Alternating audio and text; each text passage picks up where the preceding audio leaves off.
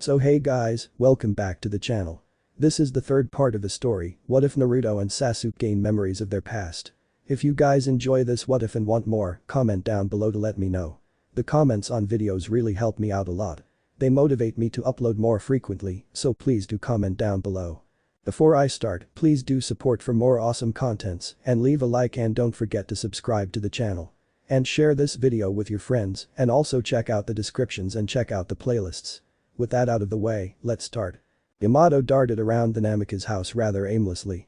After the Hokage had told him what a seemingly impossible feat Naruto had pulled off, not even Jiraiya-sama has managed to crack the Shikif the cursed seal and Mitarashi Anko had won for years, he quit Anbu duty for the remaining days of the exam. The Hokage hadn't minded all that much, and while the head of the division was a bit upset about having to rewrite shifts, he'd been let off. So, right now he was in the Namikaze house along with Kakashi. The boys were still out cold with exhaustion, but the Hokage's personal medic had dropped in and checked them. She confirmed their faster than normal recovery and that most likely they would be able to participate in the prelims, probably not fully recovered, but they would be able to participate. Kakashi had taken up a spot next to their bed. One of the bed in the house was enough for two people and Kakashi had suggested letting them be next to each other. Meanwhile, Yamato himself took some liberties to explore the house. It was not as big as the main house of a compound, but it was enough for the boys. It was clean and well kept, seals littering most of the place, meant for protection and maintenance. Those were probably still the Yondame's work. He would have thought he'd find something childish in the house, considering it had been claimed by two orphan teens. But there was nothing. The kitchen was stocked with healthy food and some sweets. There were plants on the windowsills and from what he knew, those were herbs and spices. There were books and scrolls of all sorts and the boys' shinobi gear was kept in a small backroom. The only thing that Yamato would have called decorative, other than the plants, was the big scroll hung on the wall.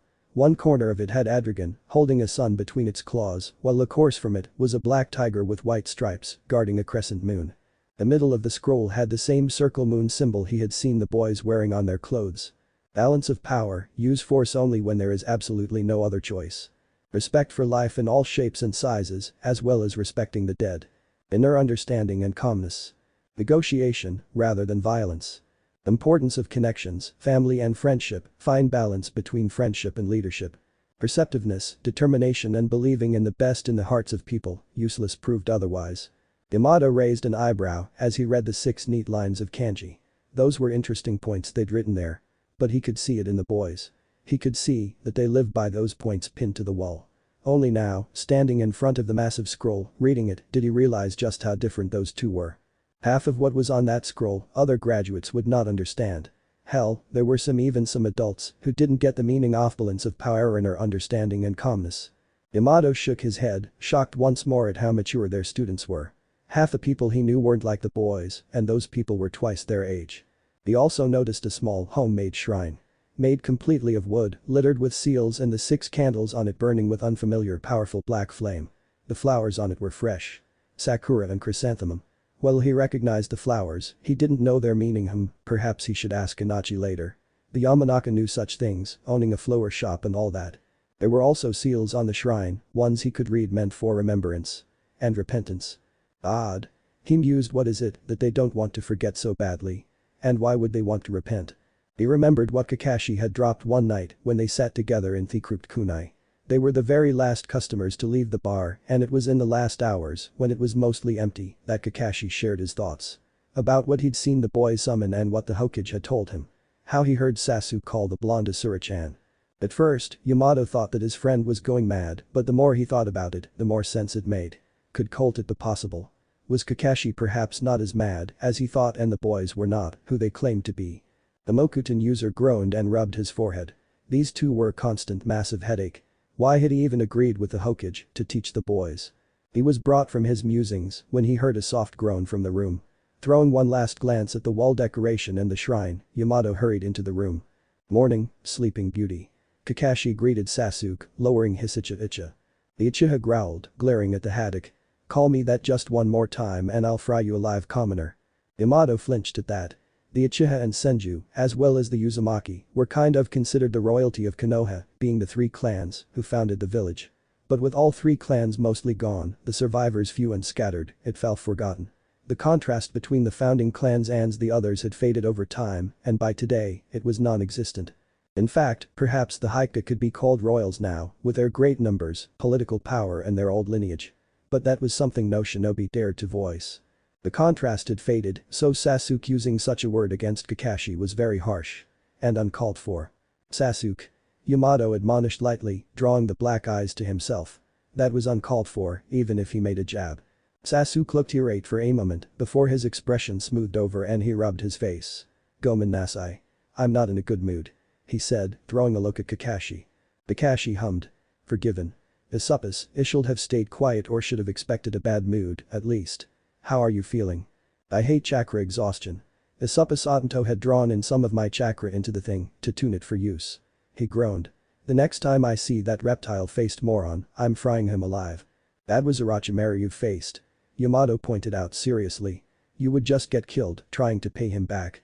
It's as much skill, as much a miracle, that Naruto managed to get rid of the seal Orochimaru has left you. Kakashi pointed out. There's someone in the village with assimilar seal for years now, and not even Jiraiya-sama has managed to remove it. Block it, yes. But not remove it tracelessly, as Naruto has done. Sasuke gave a small chuckle, as he slid from the bed. Obito's like that. Always doing what people deem impossible. He's always been like that. Bell of me, ignore it. He muttered, throwing a fond look at the still sleeping blonde. Then, the Uchiha slipped from the room, and Yamato could only stare after him. Sometimes, it was really like there was an unspoken thing between the two genin, something important, powerful and unspoken. Something him and Kakashi weren't privy to. He wished he knew what it was. The next day, the brothers walked into the arena where their presence had been requested, side by side. Sasuke was seal-free, and both of them were rested. Just as the medic had said, not fully recovered, but well enough to fight, and even like this, they were sure that they could win their matches. They stood among the other participants, with their senseis facing them with the other present genin. The Hokage stood in his full robes in front of them, his face serious. Congratulations to every genin team who's made it so far. However, this year we must hold a preliminary round to cut your numbers. This is necessary, as important people, nobles and future clients will observe the finals, and we cannot waste time. Therefore, only the best among you shall proceed to the finals. I wish you all luck. But this part of the exam is no less dangerous than the rest. So ask you now, step forward if you do not wish to continue. There was a moment of silence before a silver-haired Konohinin stepped forward.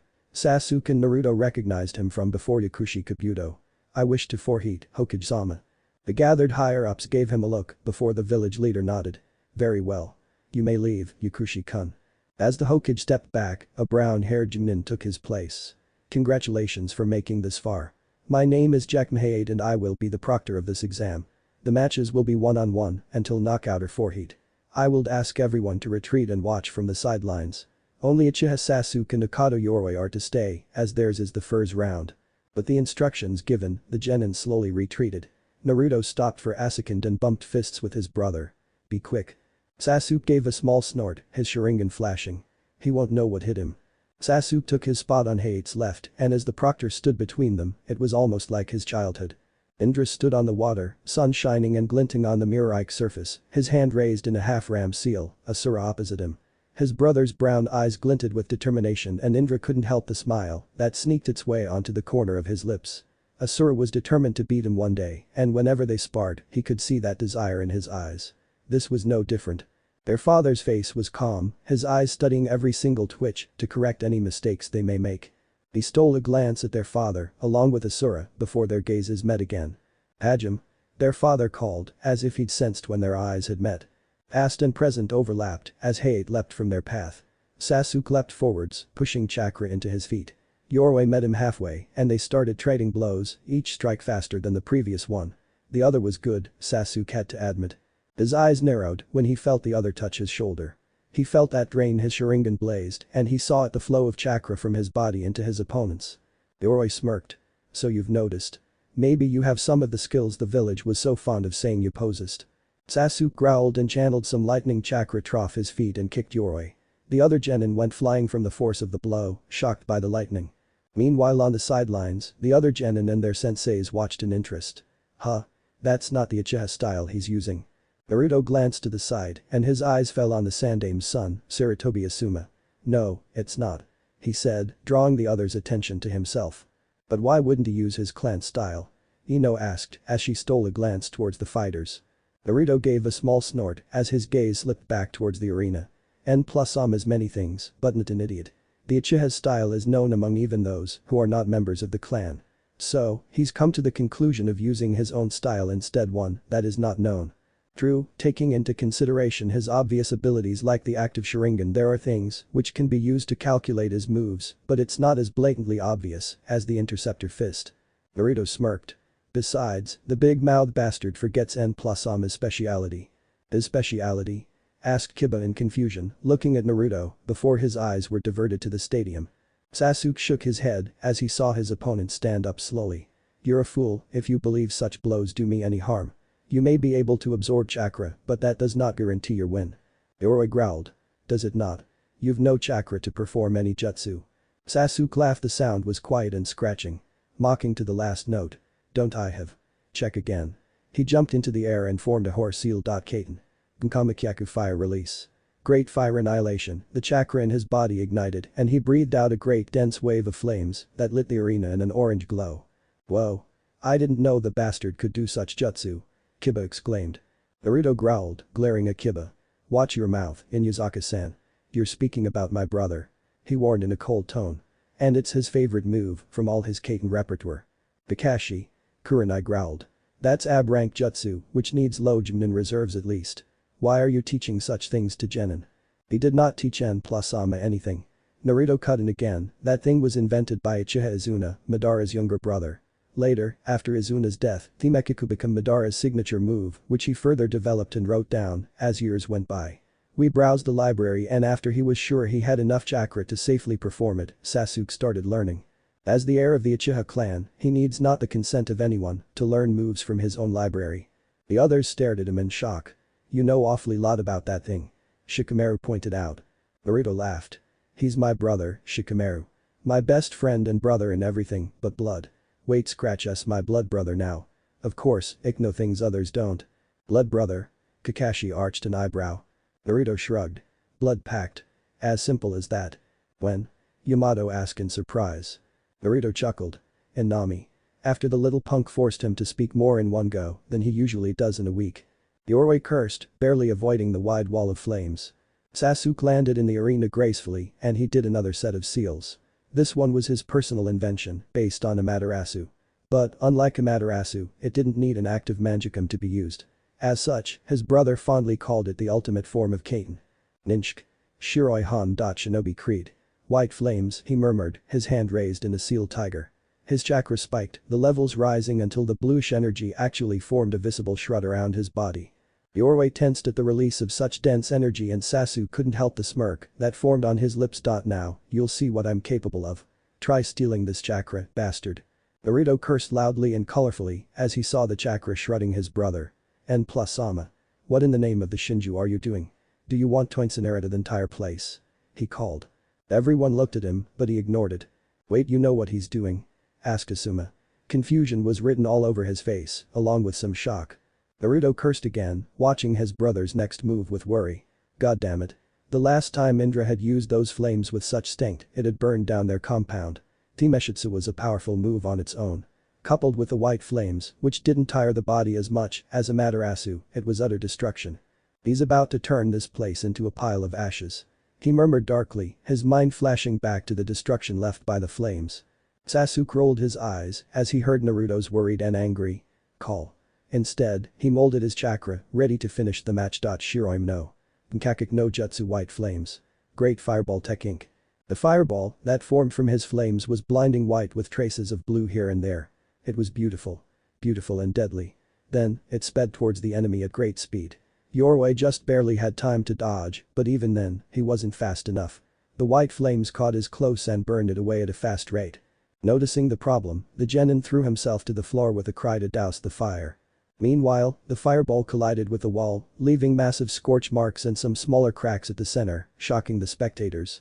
Even before Yoroi could stand up, Sasuke jumped over, drawing his blade. The tandem glinted sinisterly in the sunlight as the Uchiha lowered it to his neck. It's over. Sasuke looked up at Hayate and the Hokage, who shared a look. Then, Hayate nodded to him. Shmsha, Uchiha Sasuke. A moment after the sentence sounded, Sasuke lowered his sword and turned to leave. Naruto couldn't help but whack Sasuke across the head as the Uchiha arrived next to him. It had always been Sasuke Indra who gave him the be responsible speech, and right now, it was the Sharingan user who was being irresponsible. It was rather ironic. You're reckless again. The Shiroi Hanmer not a technique that get doused by a Mizurappa. Sasuke rubbed the spot he'd hit and glared. I know that. Naruto huffed. Do you want the Hokage to deploy an entire Anbu squad to douse a half-burning arena, courtesy of your pyromaniac tendencies? Sasuke scowled. I don't have pyromaniac tendencies, Obito. Sure you don't, and plus Ama. If you don't have pyromaniac tendencies, then I'm not an Uzumaki. You know well what had happened the last time when you used those flames. The blonde shot back. Sasuke flinched and then glared, his Sharingan spinning into visibility. Naruto matched his gaze without a twitch. You can't intimidate me like that. It hadn't worked in a very long time. Enough of the childish squabbling. Kakashi said firmly. You'll deal with it after the matches. Control yourselves now. The two brothers scowled at one another but remained quiet. The Konoha participants watched them with raised eyebrows, a bit shocked they'd never seen the two act like this before. In fact, the two were prime example of prefect sibling harmony despite not being actual siblings. Which was kind of ironic, with Sasuke being an Uchiha and Naruto being a Senju Uzumaki. So, seeing them scowl at each other like that was a shock to their former classmates. Then came the second round. Shino fought into the pride of his sensei, the Aburamaru won against the Odonin without too much struggle. Kankuro from Suna also won his own match displaying the usual Suna art of pupetry. Sakura and Ino. Well, the two girls ended up being the shame of all kunoichi across Konoha, perhaps even across the entire elemental nations. Their match ended with a double knockout. The next was another kunoichi pair, Temari and Tenten. They actually showed great skill and strategy, but Temari, due to her use of Tessin and thus, Ton was at a great advantage. Despite Tenten's mastery of her weapons, Temari won, marking the entrance of another Suna shinobi to the finals. Shikamaru was paired up with Akunoichi from Otatsuki Kin. A temperamental girl who'd been outsmarted by the Nara and ended up knocking herself out due to Shikamaru's shadow manipulation. Next match, Senju Uzumaki Naruto vs Inuyasha Kiba. Hade announced. Kiba howled loudly as he jumped down into the arena. Naruto stood in a much calmer manner and arrived at Hade's side in appreciation, surprising Kiba. I'm going to win this match pretty easily. Kiba said confidently. Naruto raised an eyebrow as he took his stance. It seemed the Inuyasha had forgotten that he'd been among the best when it came to sparring. True, Kiba was also skilled combatant, but for some reason, the blonde doubted the Inuyasha could remain calm enough through all their fight to actually strategize and think. Oh, he was impulsive too, it was the one thing that his brother kept rubbing under his nose even these days, but Kiba was 10 times worse. Hajime. Hade called. Naruto remained unmoving as Kiba ran at him. He shifted his stance into something more defensive and blocked each of the Inuyasha's strikes, gently misdirecting a few. The Inuyasha was vicious and relentless, increasing his speed more as his strikes kept being waved off. Still, Naruto managed to keep up, barely needing to shift now and then to keep his defenses up. Kiba was fast, but Sasuke was faster, and let's not talk about Kakashi. Why isn't he fighting back? Asked Choji, stopping and munching his chips, his attention fully on the fight. Both the Uzumaki and the Senju clan style of Taijutsu are defensive. Sasuke stated simply, observing the proceedings lazily. Kiba was faster than many their age, but not as fast so that he'd need his Sharingan to follow. Also, his own personal style, it's as much speed as much defense and precision. He conveniently didn't mention that it had been his brother's personal style from which both aforementioned clan styles stemmed. He has higher chakra levels than anyone our age, which also grants him great stamina. They can do this as long as Kiba can keep up, and Obito won't even be winded. He leaned on the railing. An amused smile played on his lips as he watched the Inuyasha try and fail penetrating Naruto's circle of defense. So? Is he going to do it? Shikamaru asked, looking at him. Sasuke raised an eyebrow. Do what, Nara? Is Naruto going to make this a game of stamina? Because, if you say yes, then Kiba already lost. Sasuke hummed. That really depends on the Inuyasha. If he keeps his big mouth shut and fights, then yes. If he talks more than he fights, I believe Obito will lose it. He's patience personified, if you ask me, but there's only so much he can take of Kiba's harsh nature and rude comments. Oh come on you coward. Kiba growled, fight back. Naruto caught the next punch and roughly pushed Kiba back. The Inuyasha staggered back and flipped to keep his balance. What did you just call me? The blonde asked, his voice eerie calm. Kiba glared harder, not noticing the shift in mood. I said you're a coward. How can you be related to the Hokage if you're a coward? The Yondame's son, a coward. They're probably even before Kiba could finish, Naruto punched the ground, tearing up good chunks of it, sending the other spalling backwards. Naruto's eyes narrowed on the other genin as he released a blast of killing intent. Do not speak of my father as if you knew him. Sasuke flinched when he felt the killing intent spike from his brother. Several of the genin around him shivered, looking towards Naruto with fear. What's that feeling? Ino murmured. Sasuke scoffed, shaking off the killing intent. Kiba just got a special ticket to intense care at the hospital. Bringing up his parents is the one sure way of getting him to go bloody murderous in seconds. But he's always so Choji murmured. Happy Sonny? Sasuke supplied. His former classmates all nodded. Yeah, he is. But that does not mean he is without shadows of his own. Ironically, his heritage is one of those shadows and Kiba's just brought it up in the worst way possible. He's only going to have a few broken bones, if luckily. If he's lucky? Neji asked. Aren't you exaggerating, Uchiha? Sasuke snorted. Are ya blind? Have you seen what that strike did to the arena? Senjutsu of the Sannin uses similar strikes to kill. Several participants around him gasped and Sasuke felt a spurt of satisfaction at that. He felt their eyes on him, but he ignored it and turned back to watching the fight, or more like how his brother wiped the floor with their former classmate. Naruto's eyes narrowed on Kiba. What does it do to you that I'm of the Senju, huh? Or the Uzumaki? Kiba growled. You're always so aloof. You think we haven't noticed how you and the bastard Uchiha kept away from the rest of the class for all those years? You two Thelite. Just because your clans were the founders of the village. Just because 3 of the 4 Hokage are your relatives. Naruto shook his head. You misread the signs then, Inuyasha-san. We were just merely aware of what life has in store for us. We were serious about that because we want to survive. It's you who plays with his puppy, not me. Nor Sasuke. Why you? Kiba snarled, leaping at him. Naruto caught his clawed hand and shifted, shoving Kiba away. The Inuyasha staggered again, but this time, the blonde didn't give him any chance to gather himself. Instead, he gathered his chakra and struck the other genin with open chakra-laced palms. Kiba cried out in pain. Meanwhile, in the stands, 2 Hikage-4s at the side of the moves. That was Uchiha. Neji called, his expression stormy, as he glared at Sasuke. Sasuke shook his head. You are mistaken. Yes, he has a few strikes similar, but it was his own style. Go, ask the Sandaime, he will be able to tell you that Shadaime-sama had similar strikes in his taijutsu. The chakra of Senju and Uzumaki is much denser than mine or yours. It's a natural seal, in a way. Their chakra flows differently and if they learn to handle it, they are capable of chakra control mastery, despite their cage-level reserves. Take the Shodai, for example, dense chakra and great reserves, only matched by Madara and his wife, Uzumaki Mido. Yet, he was still an accomplished medic with perfect chakra control. Uzumaki Mido herself had similar chakra reserves, yet she used Abikam, the same seal Senju Tsunade has on her forehead. In fact, Tsunade learned the seal from Mido Haim.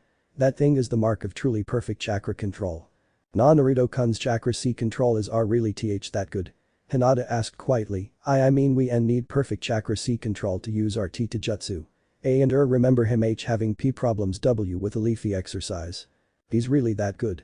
Kakashi said, nodding towards the shy Hikage. He needed more serious exercises and he has to practice chakra control more than Sasuke for example, but this is the payment for it.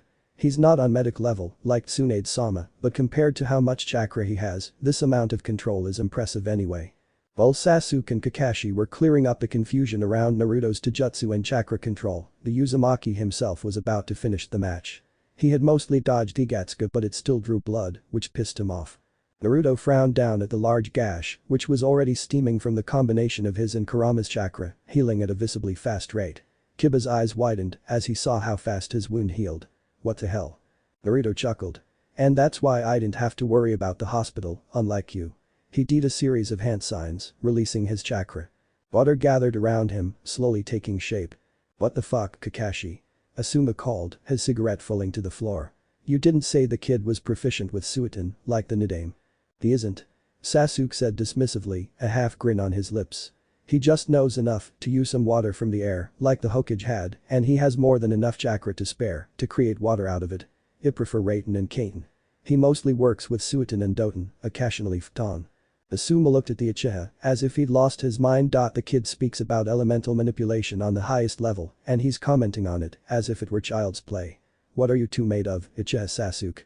Naruto smiled as he saw the utter shock on Kiba's face. Suiton. Konpeki no Kimono. Kamzuki water release. Azure Beast. Flood, the great bubble of water took a vaguely turtle-like shape and then sped towards Kiba. The Inuyasha grabbed his nin dog and jumped, trying to get away from the water, but he wasn't fast enough. The flood caught him and then, the raging waves crashed against the wall. All the spectators winced, knowing the blow Kiba had taken had been a great one. The water splashed against the wall for a few moments, spraying water everywhere before it slowly calmed down, flowing back onto the arena grounds, turning the whole thing into a great puddle. After a few minutes of silence, Hayate looked at him with a small frown. Shmsha, Senju Uzumaki Naruto. Naruto gave a sheepish look to the wet proctor. He'd been unlucky enough to be in the way as the waves moved around. He raised his hand in a bird seal and released a soft breath of wind to dry the poor, drenched Jinin. When he deemed the task done, the blonde turned on his heels and skipped across the water, back to his waiting teammates. Sasuke crossed his arms, eyes narrowed, as he saw his brother approaching, skipping across the water without a care in the world. So, come again, who's careless and destructive? He admonished lightly. Naruto chuckled, rubbing the back of his neck sheepishly. Both of us, I guess. Gomen, and plus Ama. Sasuke huffed and ruffled the blonde's untamed spikes, earning himself a trademark Uzumaki glare. Not me hair. He grunted. Sasuke just huffed, a half smirk forming on his lips. Whatever, Senju. Naruto huffed and glared, but as Kakashi cleared his throat, they quieted their antics. They fell silent just in time to hear Hayate announce the upcoming fight between Hinata and Neji. Now, that would be a fight to remember for sure. Sarutobi Hiruzen, Sandaime Hokage of Konohagakure was battling the ultimate nemesis of every village leader paperwork. He still couldn't understand how Minato had any time to spend with Kushina, enough time to even have a son. It seemed that the more years passed, the more paperwork there was, and it was slowly driving him crazy. The Hokage sighed, looking at the 4 pictures hung in the office, 3 of the famed Senjus and 1 of himself. Still battling your eternal enemy, sensei? Avis called from the shadows. The Hokage shifted and took a calming drag of his pipe. Jiraiya. I haven't seen you in more than a decade. You always send the reports, but you never come. The tall white-haired man with dark eyes stepped out from the shadows. His attire consisted of a green short shirt kimono and matching pants, under which he wore mesh armor that was visible at his wrists and ankles. He also wore hand guards, a black belt, a pair of jeta, and a rite aura with 2 yellow circles on each side. The Sandaime took another drag of his pipe as he studied his last loyal student. Alright, maybe Tsunade was loyal too, but it was questionable. He'd been trying to find her for months, trying to bring her back to Naruto, because Naruto needed someone who shared his blood to tell him of his clans, but it had been for naught so far. Well, keeping Konoha safe from the outside is obviously work, you know. The Sannin murmured. But, if it I'll drop by and visit my godson. The Sandaime studied his student for a long moment, wondering what he should tell the man about the Blondinch Cricky. A part of him wanted to share the many good news, another was sure that it would be a wake-up call for Jiraiya. The man had ran from Konoha, just like Tsunade after the fox's attack. Had he raised and taught cowards who feared taking responsibilities for their family. He should be at the Namikaze apartment training. The place has big enough backyard that he does not always seek a training ground. Jiraiya blinked. The Namikaze house. Naruto lives in Minato's house. The Gama Sennin glared at him heatedly. Do you want to make a target out of him, old man? Don't you remember what Minato had asked? Don't bring Minato into this, Jiraiya.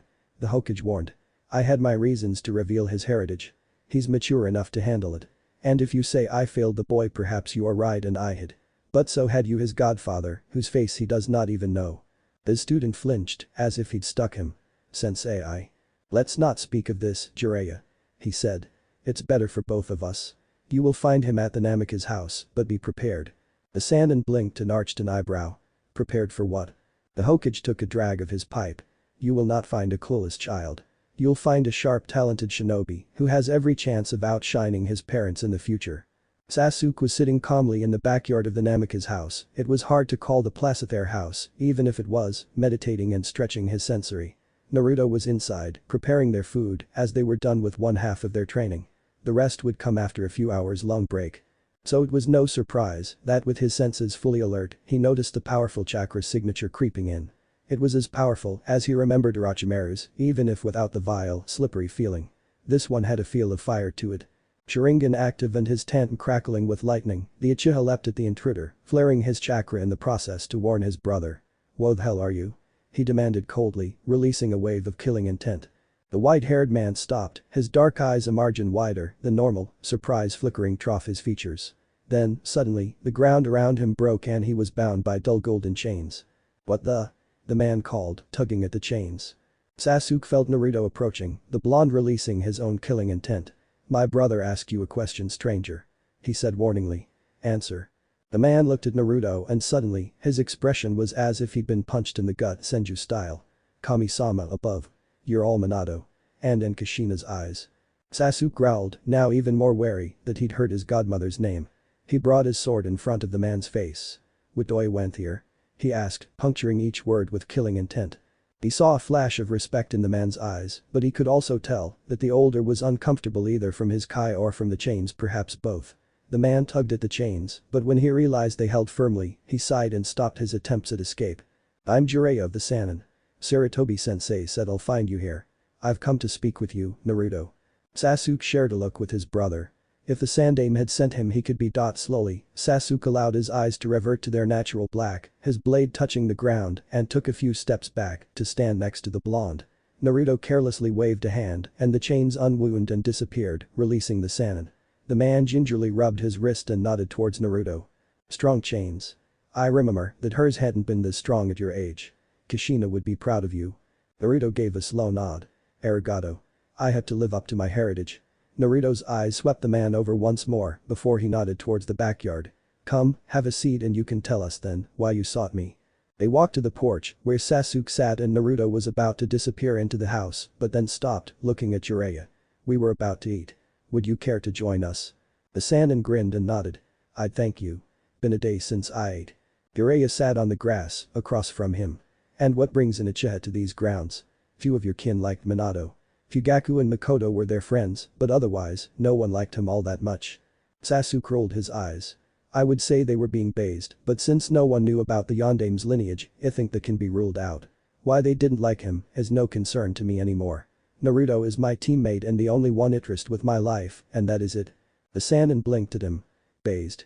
Sasuke snorted. So the man didn't know. Funny, because if what Kakashi-sensei had said, the man had been the Yondaime's teacher. But perhaps the Sandaime's assumption had been correct and the Famid Kiroi no Senki sought his roots and thus never found his blood ties to the founders.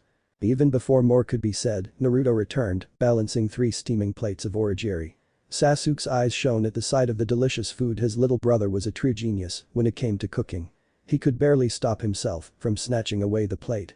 Those old techniques of property were hard to forget when every time he wanted to break a rule of property, ringed purple eyes appeared in his mind, glaring disapprovingly. Naruto stopped and gave a plate to the Sannin and a second one to him. Sasuke's lips twitched upwards at the food as Naruto sat down next to him, careful not to drop his own plate. Their shoulders touched, but Sasuke didn't comment. His brother had always been the kind to prefer physical contact, it was his way of showing affection and of making sure those he cherished were here. It was something he'd developed not long after Shiro died, saving him from that bore. "What brings one of the famed Sannin to our doorstep?" his brother asked. Sasuke studied the man carefully as they munched on their food. By the way the man was looking at the plate, Naruto's cooking was among his new favorites. Jiraiya salloed and beamed at Naruto. "Well, can't I come visit my godson? Besides, you're having the finals in a month August, you might want some tutoring to pick up a few of Minato's techniques." Sasuke forgot how to breathe as the man spoke those. "This coward fucker was Naruto's godfather." Slowly, very slowly, he put down his delicious origiri and then turned to face the white-haired man, sharingan spinning. "Do I understand you correctly? Did you say Naruto was your godson?" The man nodded jovially. "Yes, he is my godson." Sasuke pinched, chakra seeping from every single pore of his body. Dismembering the bastard seemed like a nice plan and when he'd screamed for a few hours, he'd have fun killing him with a amaterasu so there wouldn't be remains for the Anbu to find. He tackled the man to the ground, his fingers crackling with the fine deadly lightning of Rabari. He stuck a few of the bluish-purple chakra conjurations into the man, causing the Sannin to hiss, but before he could do actual damage, chains wrapped around his limbs, pulling him down. "Sasuke. You can't just attack," his brother called. Sasuke used chakra to stick to the ground, stopping Naruto from dragging him further away. The Sannin stood up, studying him with wariness. "Let me go," he growled. "No," Naruto said, voice steely. "Let me Gutanto. Dismemberment is the least thing he deserves for abandoning you. If he's your godfather, he should have cared Anatran, like a coward. Let me go, he'll just be short a few fingers." "I will not let you go while you want to burn him," Naruto said. Sasuke scowled at the blonde. "Why are you protecting him?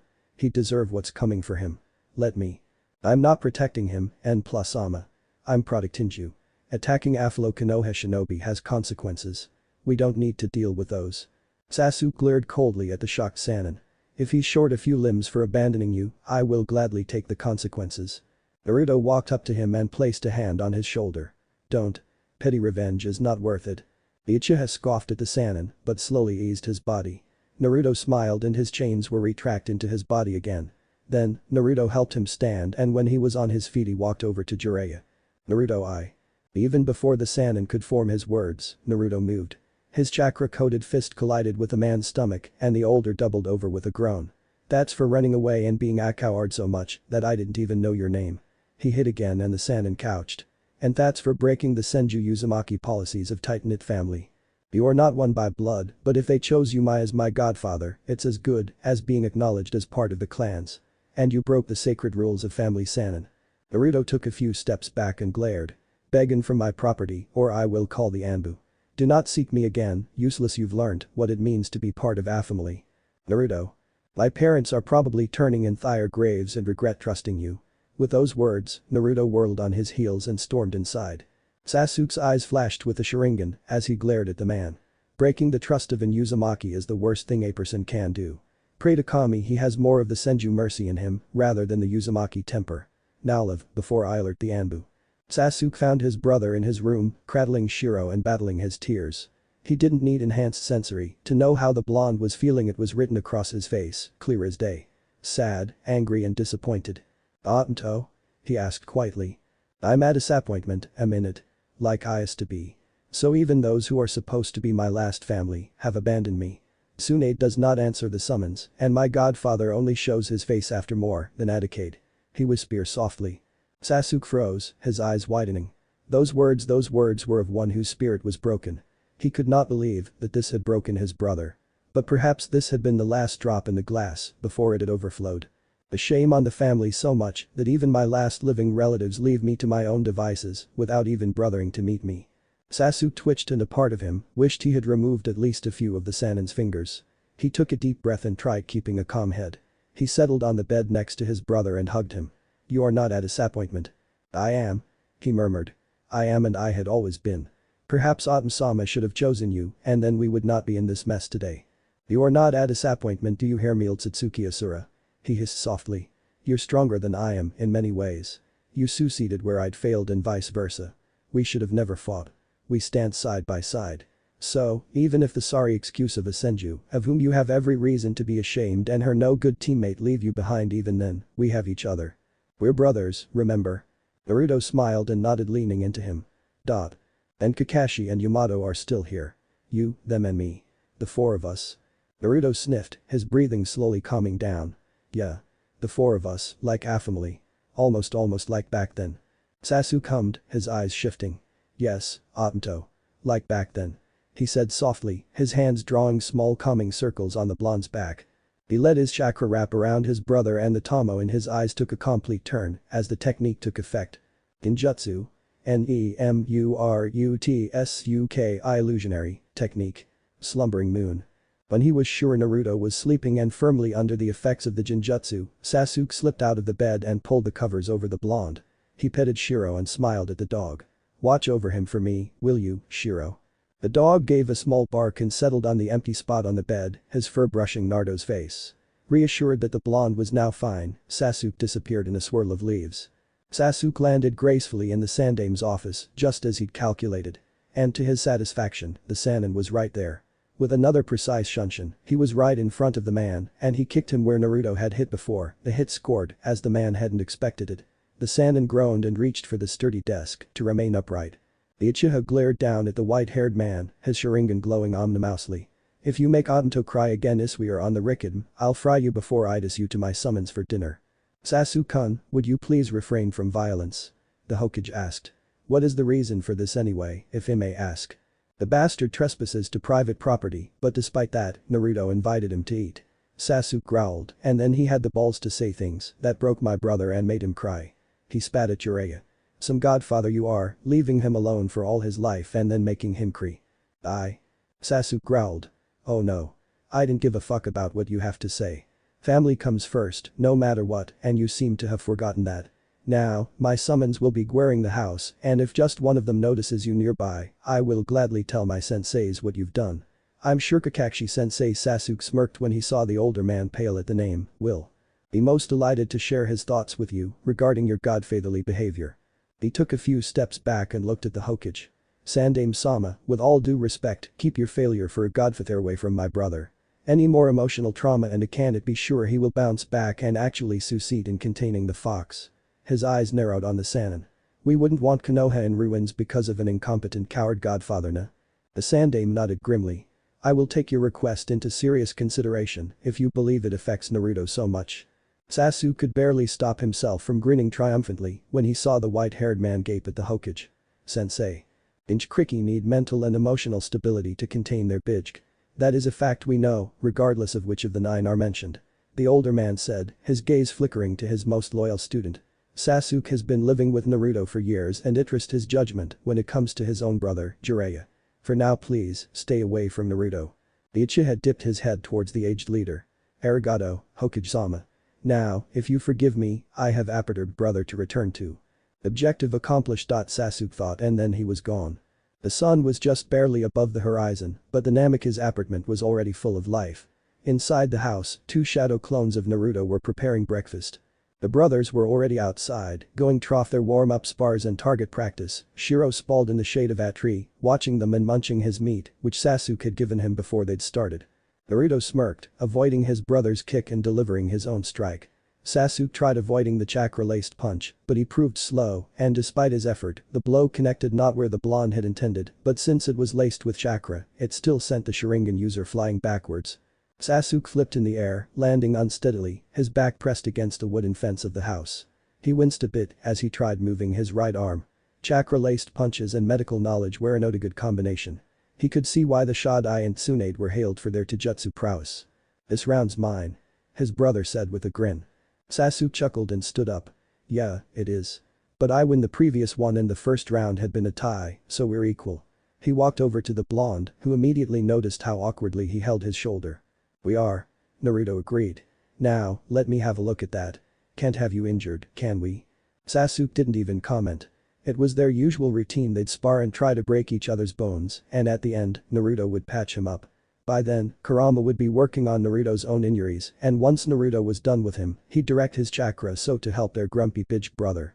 We should speak with Kurama. Sasuke said quietly, mindful of someone being nearby. The villagers no longer troubled Naruto, but they still had Anbu around, constantly checking in. They were the last of the 2 founder clans, and Konoha would not risk losing them to enemy shinobi. By now, both him and Naruto greeted the Anbu on personal level.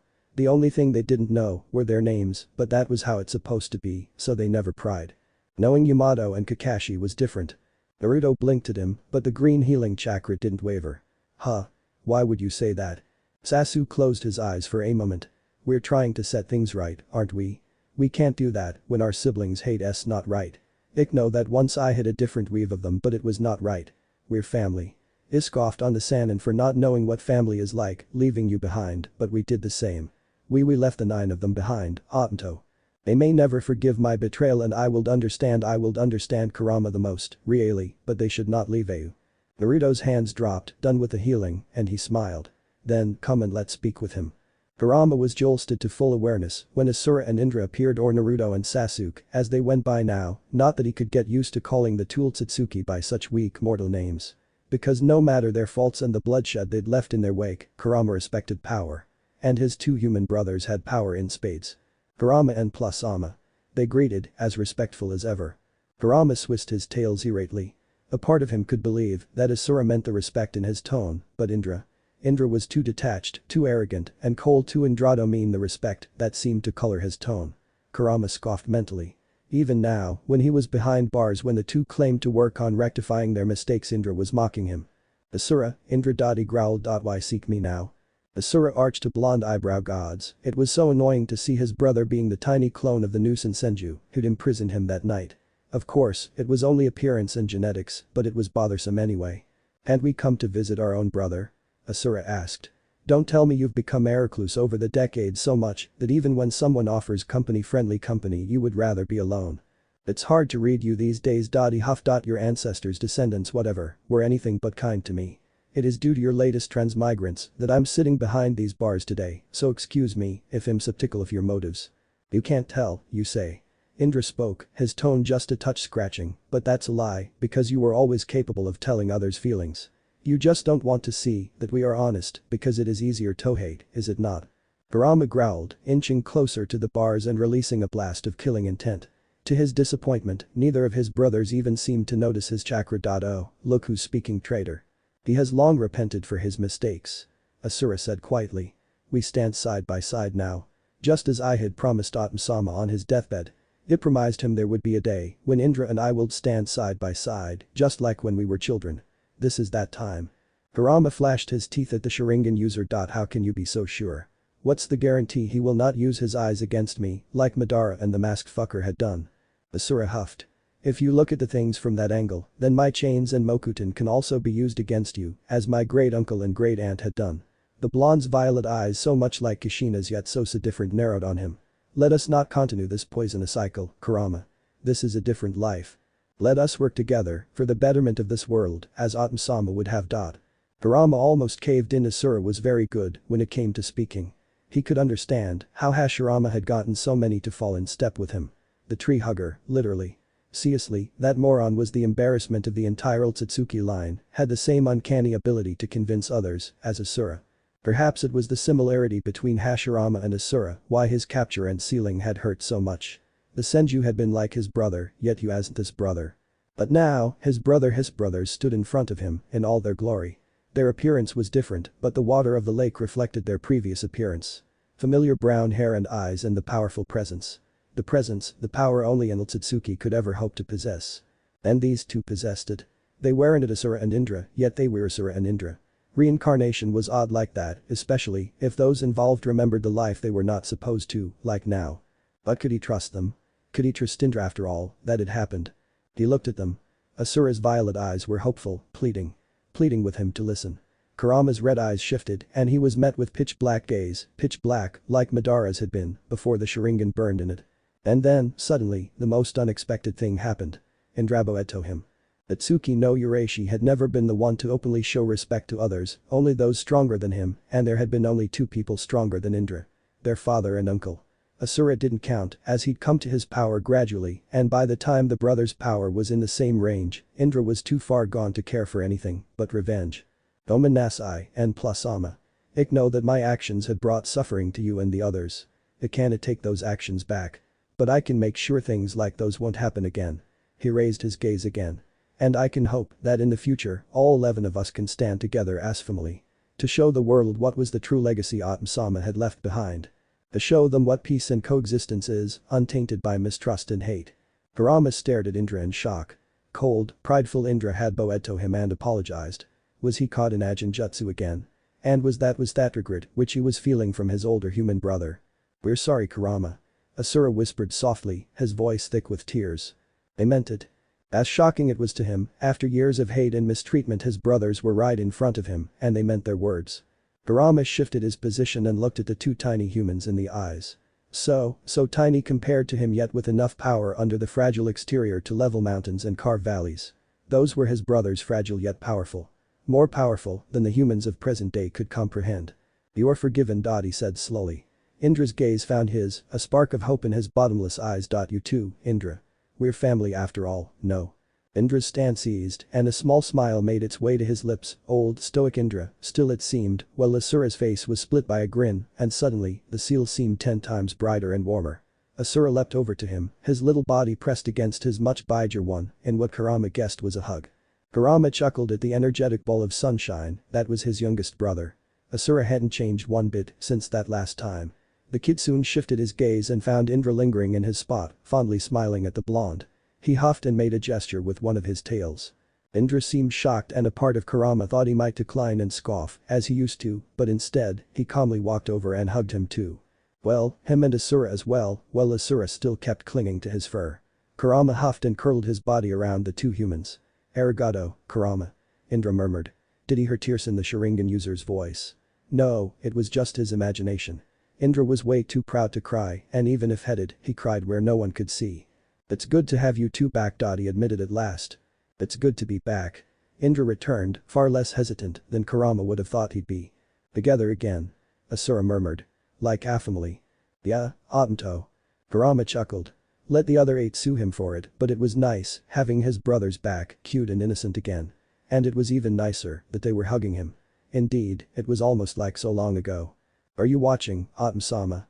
We'll take care of each other this time, like you've told us to. I promise. Meanwhile, all across Konoha, like Kakashi, Yamato, Jiraiya and several other Anbu, and even some Peopleate city of the village a pair of uchihas and a snake Sannin, to be exact, all had a sudden dreadful shiver. It would be much later that they would figure out the reason for it. No one who's ever hurt something or someone precious to the infamous Kikbi has ever survived to tell the tale. And the Kikbi has let go of his hate and promised to their father to take care of his 2 non-Bijk siblings. And take care of them he would, even if it meant demolishing something with a fully charged Bijkdama. Kurama was not human, but he was an Otatsuki, and Otatsuki took care of their family, no matter what. The blonde frowned as the jutsu failed yet again. God damn it. This is my own jutsu. I know how to form it, so why in the name of the Riken doesn't it work? What doesn't work, Obito? His brother asked, opening his eyes. Naruto felt a bit bad for disrupting his meditation, but his life depended on this. Okay, maybe not, because his life normally depended on the amount of ramen he consumed, but this was a close second. Ameneme Hashira. He grunted. I can't form it properly. The outer layer gets created, but then before I could finish, the chakra flow gets disrupted. He grunted. It's so annoying. Naruto saw his brother wince a bit at the technique's name, and he almost felt bad.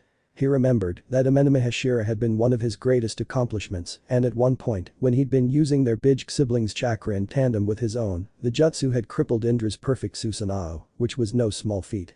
You don't just forge it how to perform one of your own creations. The Uchiha pointed out. You should be able to do it. Naruto snorted.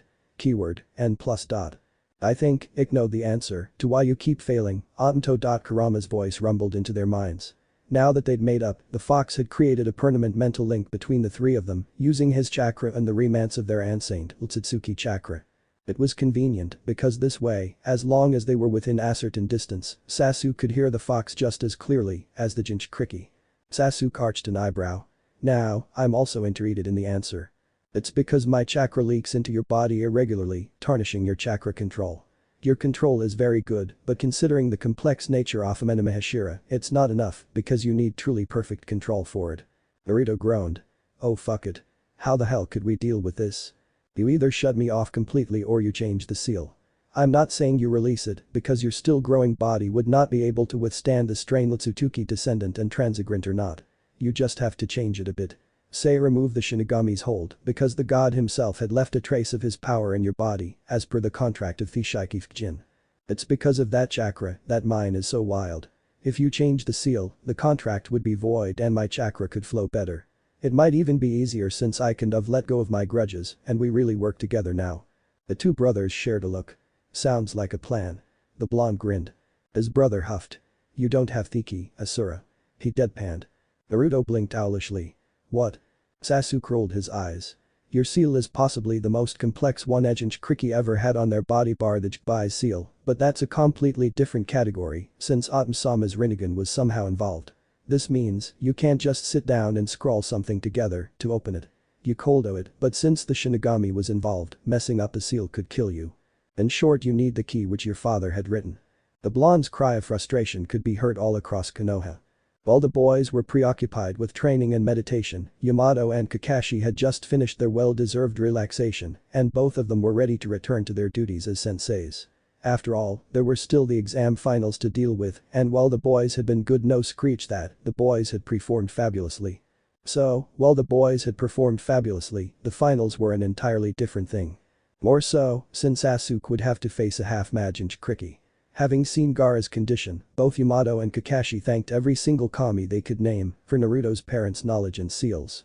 Having a half-mad Kikbi host was terrifying even to imagine. Their thoughts were interrupted by a loud burp. The 2 ex-Anbu shared a look and inched closer to the stall from where the sound had come. There, sitting on a stool they found Jiraiya of the Sannin, drinking like there was no tomorrow. Yamato raised an eyebrow in silent question as he nodded towards the white-haired Tsunade with drinking problems. Kakashi, she was. Yamato made a vague what about him? He seems to have picked up his teammate's habit. Kakashi's eye narrowed as he threw a look at Jiraiya and then nodded towards the general direction of the Namika's no idea, but the bastard should be with Naruto as his godfather and not here, drinking right next to a bathhouse. He was probably more interested in women than in his own godson. Yamato frowned and looked at the Hokage mountain and then back at his could Yondaime Sama trust him to be Naruto's godfather? He's a strong shinobi but seems irresponsible when it comes to family. Kakashi rolled his visible eye with a barely noticeable frown under his cloth. Me about it. I went to give him a piece of my mind. But their conversation done not that anyone who had seen it would call the glances and gestures a conversation. The two men approached the Sannin. Kakashi cleared his throat and Jiraiya looked up. Akashi. Long time no see it. Slurred the Toad Summoner. Long time indeed. He said ominously.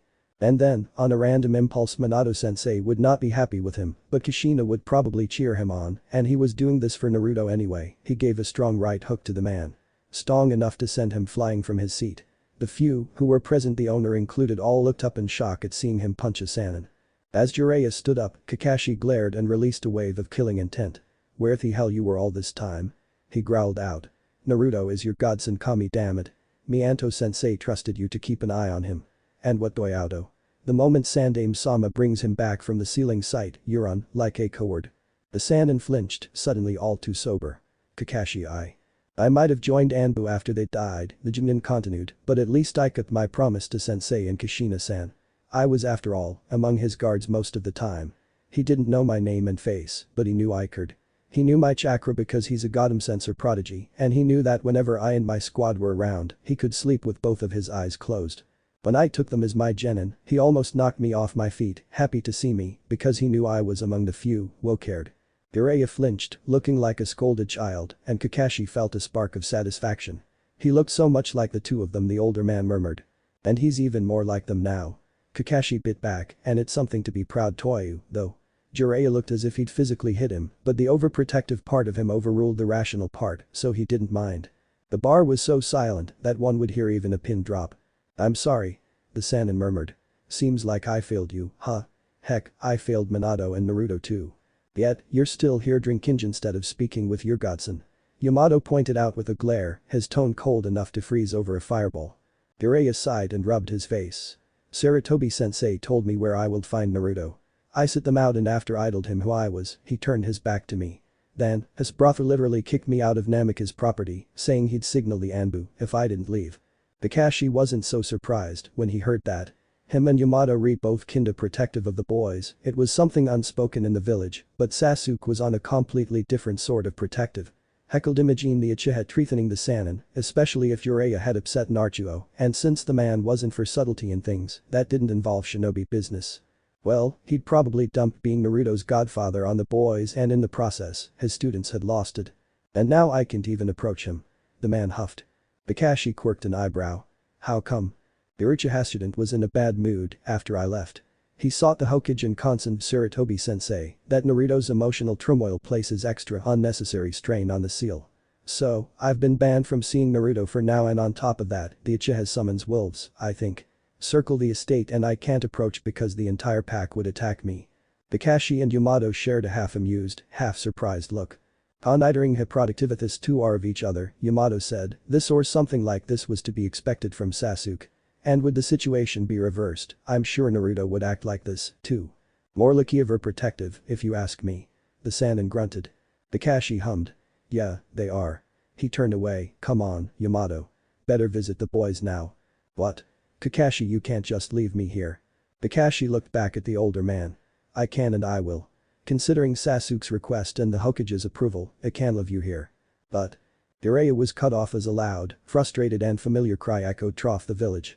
Every single citizen froze for a second, seeking the source of the voice. Kakashi and Yamato shared a knowing look. That voice was unmistakable. Naruto. They said in sync, a light note of panic creeping into their tones. Sasuke expected many things from their senseis. He did not expect, however, the utter and complete panic in their faces as they sped into Namika's territory. His summons must be doing their task well, if Yamato's backwards glance was any indication. What happened? Yamato asked. Naruto, are you okay? That was Kakashi. Both of them were tense, totally panicked as they looked at his brother. We heard your shout. Naruto sat up and sighed. Yes, I'm fine. Well, mostly. Mostly? Yamato asked skeptically. Naruto grunted. Omniscent seal messes up my chakra control. It would need some modifications. If it keeps messing up my control, I can finish the jutsu I've been working on. Ah, that's why you've been shouting loud enough for even the Raikage to hear? Kakashi asked with a sweet drop. The Uzumaki huffed. It's annoying. You need perfect chakra control for many things, sensei, and I can't do it because Omniscent just had to use the one and only seal, which would mess up my control. And I can't even hope to modify the thing because I will need the key since the Shinigami had been called upon. And I've no clue where the freaking key is. Sasuke saw it. The shock and horror mixing on their sensei's faces as Naruto mentioned modifying his seal. Times like this, he would have liked telling the two men what they really were. Maybe then, they would worry a bit less. Maybe one of these days they should tell them. Just Kakashi and Yamato, no one else. It would help a lot. The two Jonin shared an unsure look. There may be someone who knows where the key is and might even help with your problem. Yamato said hesitantly. Naruto couldn't help but scowl as his godfather approached, flanked by two of his brother's summons. Naruto. The man greeted with a nod, his face much more serious than when they'd met. Jiraiya. He greeted in a measured tone. He was still displeased with the Sannin leaving him behind, but he could deal with that later. He needed the man's cooperation for now. Sasuke nodded to his summons. Thank you for your aid. You are dismissed. Take the pack with you, please. The two wolves wordlessly bowed to Sasuke and nodded to him before disappearing in plumes of white smoke. A while later, he also heard several authorpoofs signaling the entire pack's departure. Naruto's gaze shifted once the wolves were gone, back to the Sannin. He saw Sasuke glare at the man and Jiraiya flinched, averting his gaze. I'm sorry. The Sannin said. I shouldn't have left the way I had. I should have done something. Yes, you should have. Naruto cut in. His sharp tone caused the man to hiss. But it is the past and if I keep wondering about what could have been, I will drown in bitterness and forget to live the life I already have. So, I will not wonder what life would have been if you weren't a coward. He took a deep breath. I need the key. The Sannin blinked at him. What? I need the key of the Hakifkin. A trigram seal, he repeated again, tone sharper. Look kid. Naruto glared. I'm not a kid and I'm certainly not a kid Sannin, so do not treat me as such. Repeat my request again, so you will clearly understand. I need the key of the seal Omniscient has created. Naruto it's. Now, Sannin. He said again, eyes narrowing. If you do not wish to comply with my request, then please leave. Why do you need the key? The man asked at last. Naruto sighed. Omniscient and OK-san did a fine job with the seal. However, the way it had been designed makes it impossible for me to refine my chakra control, which means I cannot use certain techniques. Which is, quite frankly, annoying. He huffed. The seal needs certain modifications. If those are done, there will be a chase for my control to improve drastically. And while the seal itself would be a margin weaker, it does not mean the fox would find a way out of it. My Mokuton and chakra chains create extra layers on the original seal, stopping the Bijk from even communicating with me, useless I went to see or hear him myself. Admittedly, I had slipped in the forest of death, but the Mokuton and chakra chains did their work. There isn't even a crack on the original seal, despite the release of 3 tails. Jiraiya couldn't help but gape at the blonde before him. Was this Minato and Kushina's son? This compassed powerful Bakasahik, the kid surely had powerful chakra, along with the Uchiha intelligent and aristocratic child was his godson. The intelligence wasn't so surprising. Minato was a genius in his own way. But Naruto was nothing like Minato. He was nothing like Kushina, either. Yet, he was like both of them at once. How could that be? The point was that the intelligence was expected, in a way. The aristocratic behavior and the commanding presence on the other hand, were new. And gods be good the kid spoke like someone from the Warring States era would have. And San. Minato was surely crying in the afterlife if he could hear how their son addressed both him and Kushina. Neither of them were ones for formalities, after all, and especially not within family. Naruto quirked an eyebrow. Well, Sannin. Jiraiya grunted. He could never deal with the aristocrats' combat. Infiltration. Assassination. Fine, he'll have it done in no time, politics and dealing with nobility hell, no. And Kami, as well as Kakashi and Yamato, were his witnesses that the blonde in front of him was animal in every way. Hell, if only he changed clothes, Jiraiya was sure the blonde would feel right at home in a daimyo's court. Fine. He sighed. We'll have a look at the seal. I'll help with your chakra control. And then, if we're already speaking about control, I might even teach you a jutsu. One of Minato's favorites, deal? If possible, Naruto quirked that eyebrow even more, it was so freaking annoying. Was the kid from the Warring States era or something someone his age had no right to be so compassed and aristocratic?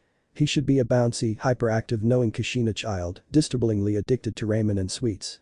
We'll see what that technique is. Because if you're saying Hirshin, I will decline. That needs a sort of finery in Kenjutsu, along with extensive knowledge of space-time theory. He may know something of seals, but space-time theory and the limitations and dangers of such jutsu, I'm unaware of. Is he even at will of 13-year-old, recently graduated rookie? I usually feel like speaking with Sarutobi-sensei instead. But no. Not even sensei is so compassed. During negotiations, yes, but not on a daily basis. The man thought. The Sannin grunted. Yes, whatever. Now, do you want to have a look at that seal, or not? Naruto finished the sealing circle with a huff and offered the brush to Sasuke. You know what's the missing character, right, and plus Ama. Sasuke nodded. Of course. Now sit down. I'll activate it for you. The others are last chance support if this fails. Naruto frowned. Don't say that. Sasuke shrugged and activated his sharingan. Seeing his eyes at the ready, Naruto sat in the middle of the array. Jiraiya had checked it, just to be sure. The man had admitted that it would hold, but Naruto could see it. The curiosity he had never seen this seal and was curious how it worked and from where it had hecknoed. Naruto settled and nodded to his brother. Go along. Sasuke drew the last missing symbol and then flared his chakra and slammed his hand on the outer rim of the matrix. Sharingan Fkin. Kakakike Shmiki copy we lie seal. Pentagonal barrier. Naruto couldn't help but wince in pain as the jutsu took effect and he was forcefully pushed into his own mind. For a moment, the sinking feeling and spinning darkness disoriented him, even making him a bit sick. But soon, the feeling was gone and he stood firmly on his own. As Naruto blinked, he found himself in front of Kurama. The fox stood slowly, watching him with a mix of confusion and wariness. Asura-kun. Relax, Kurama. He said. We're redoing your seal. This will go and for a bit, we'll be separate. You land in the outside world, trapped with my body. N plus is holding that seal. Once I'm done, I'll bring you back here.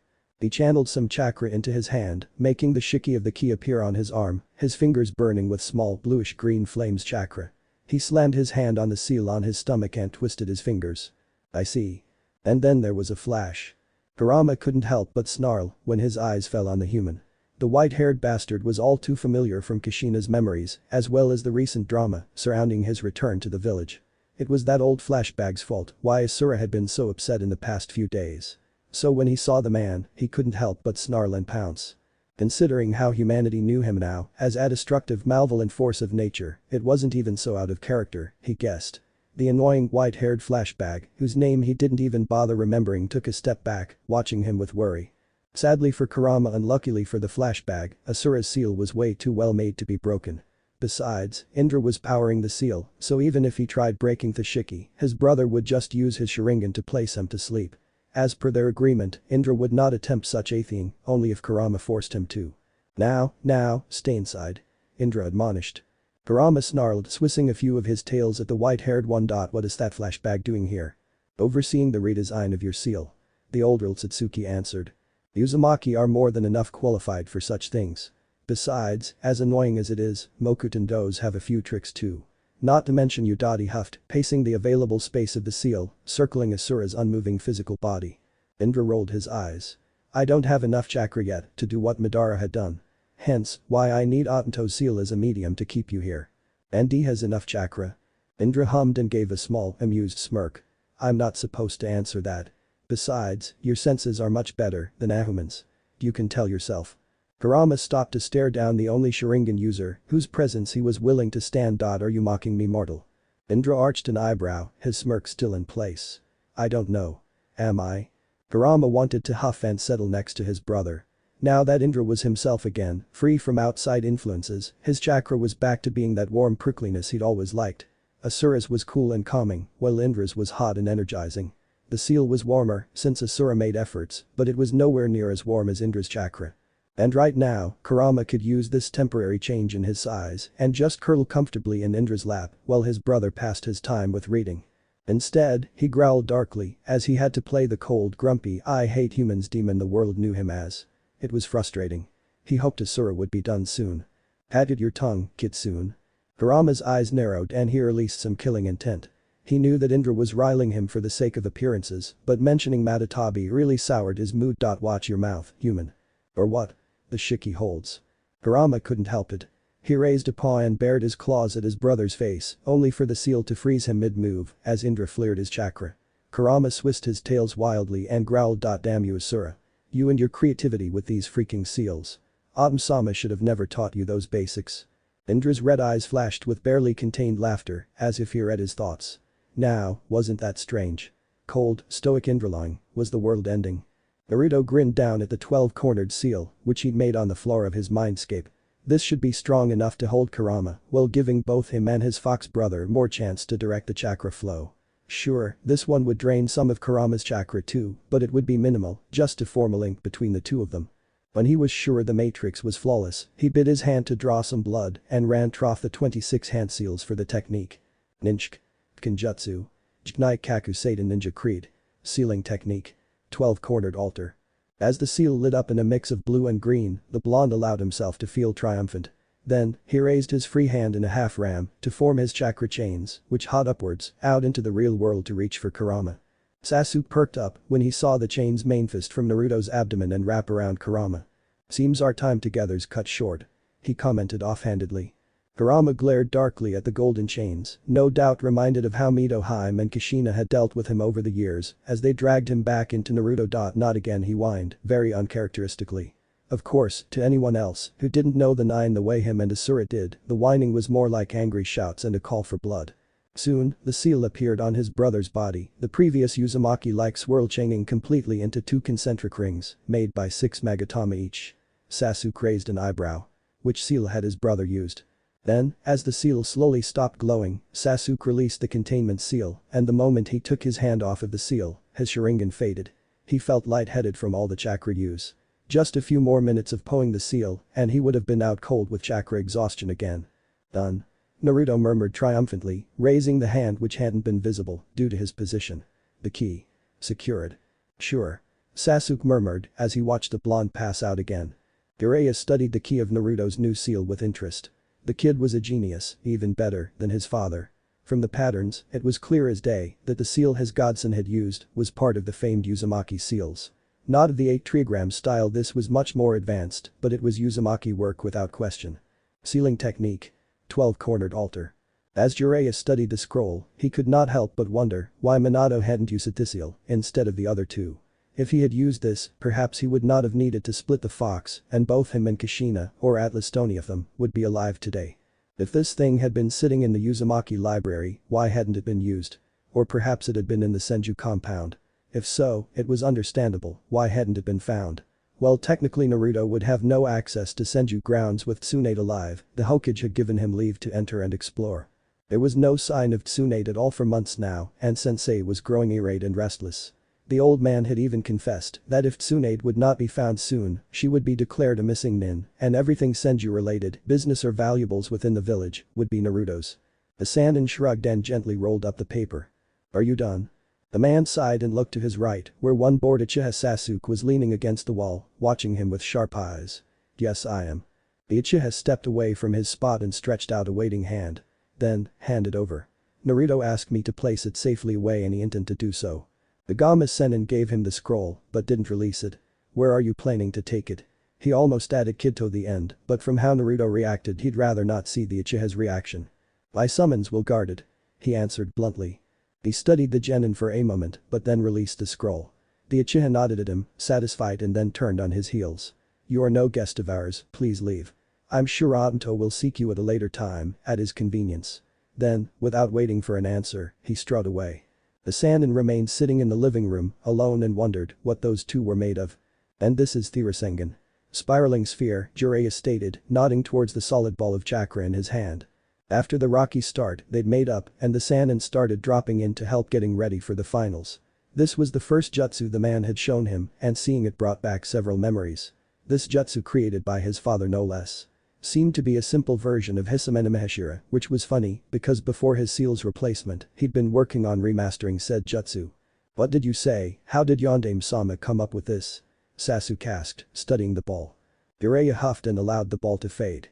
Minato studied the workings of Byakugan. "But why are you even here? This was supposed to be alone time for me and my godson. And this jutsu is not for your eyes." Sasuke's eyes narrowed and Naruto huffed, stepping between the two before they could start arguing. Despite slowly making up, his brother still felt like dismembering the toad summoner. Better not risk another attempt on the Uchiha's part. He's my brother and this is his home as well. Naruto said. He may stay and watch, if he wishes. Besides, I'm terrible with chakra control and mostly, shape transformation.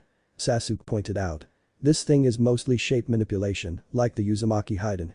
I may understand how it is created, but that does not mean I will be able to create it myself. You don't have to worry about me copying it. And even if it did copy it, I will ask Naruto first if I could use it, since it's his father's jutsu. Naruto's lips twitched upwards in amusement. Never once did Sasuke use the word invention, like jiraiya. Sasuke was having way too much fun with this, the blonde decided. A part of him wished he could form a Menamehashira and show the Sannin that he has his own, stronger version.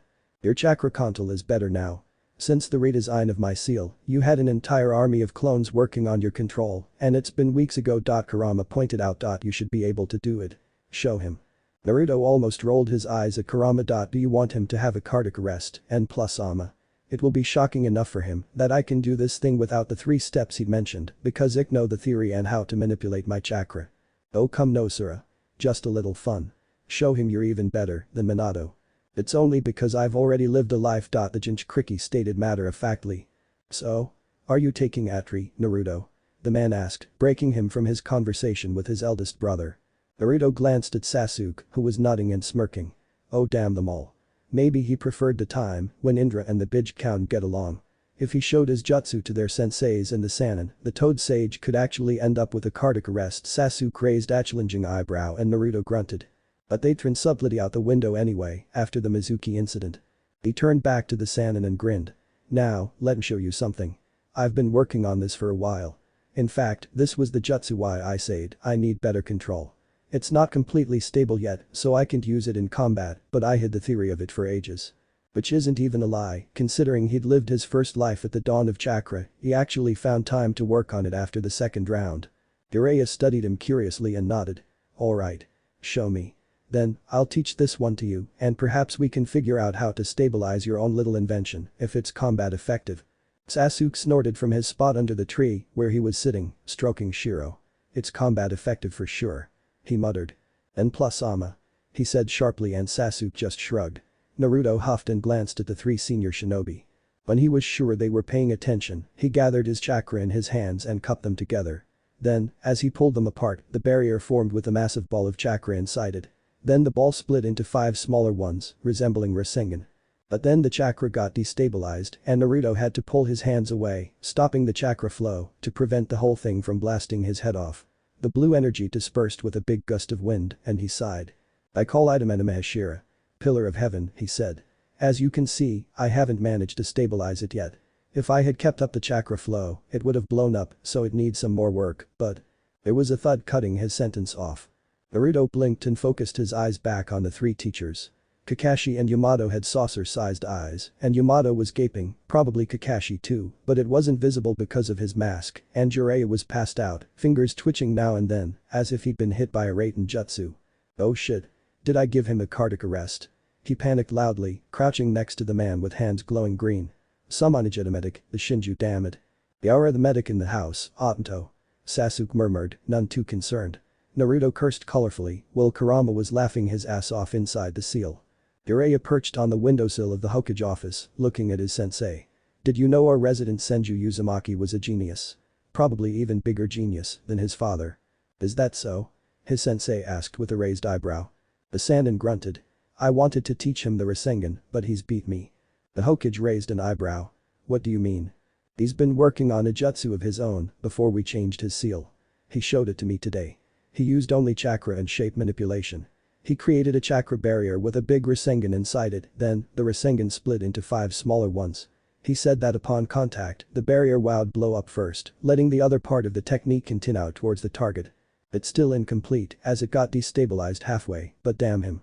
I wanted to teach him something, which was a genius invention of his father's, and he goes and does something 10 times better, without knowing what the hell Rasengan looked like.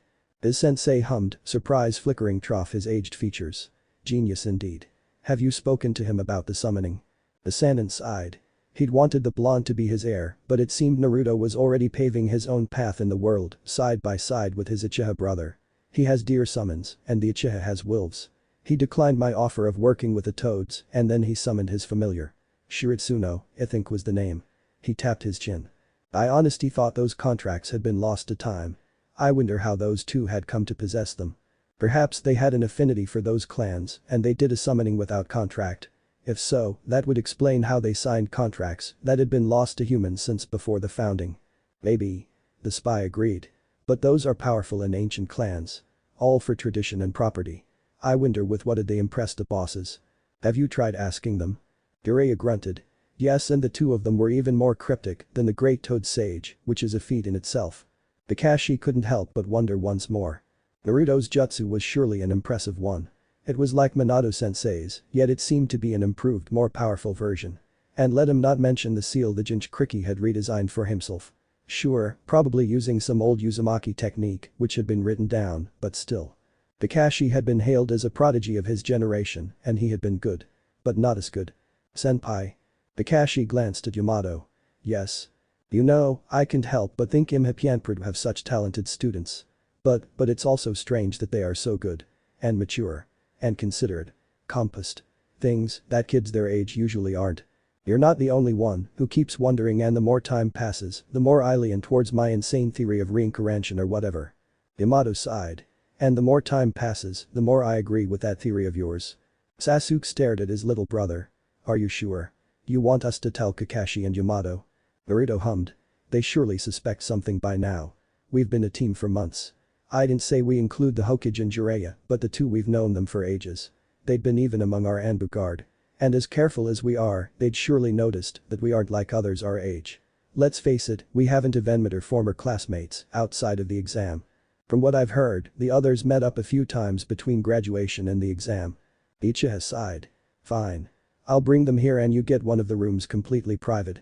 We don't need anyone overhearing this. Naruto nodded and disappeared into the house.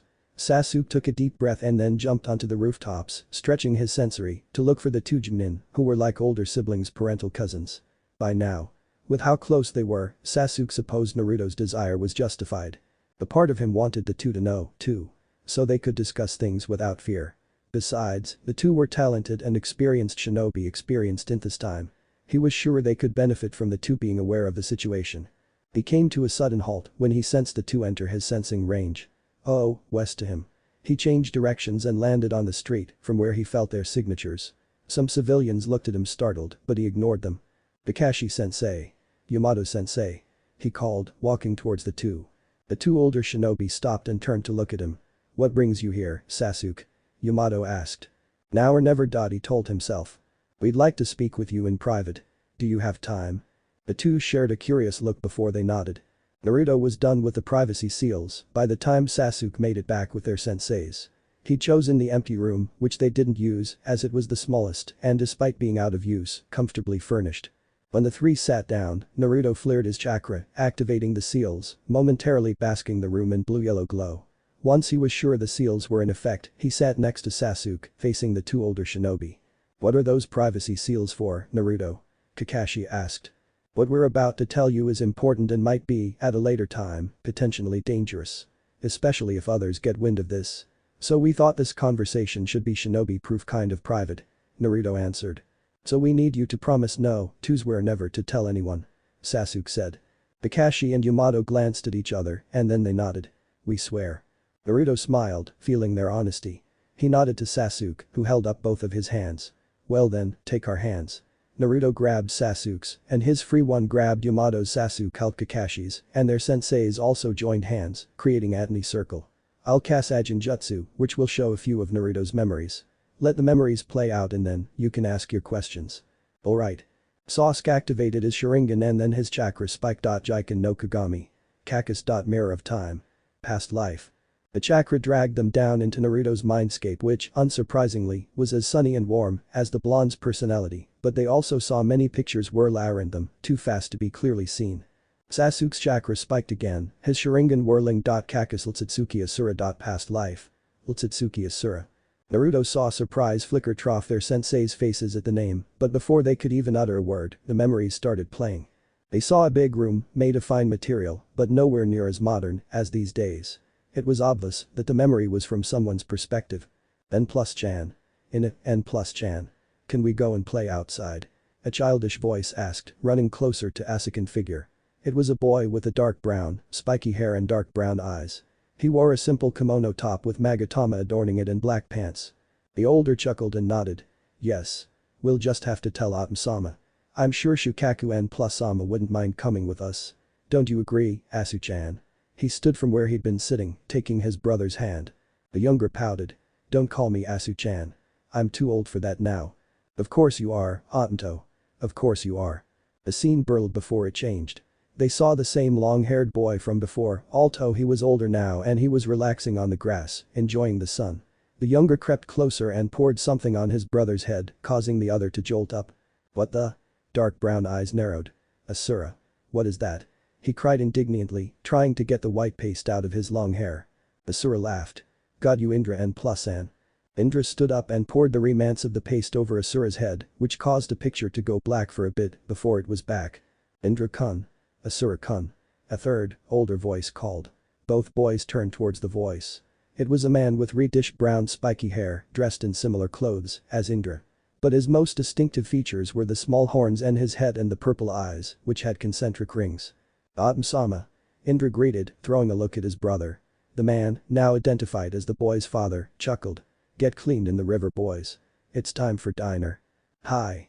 The scene changed once more, this time to a forest. Come on, Shiro. Where you've gone off to? Asura called.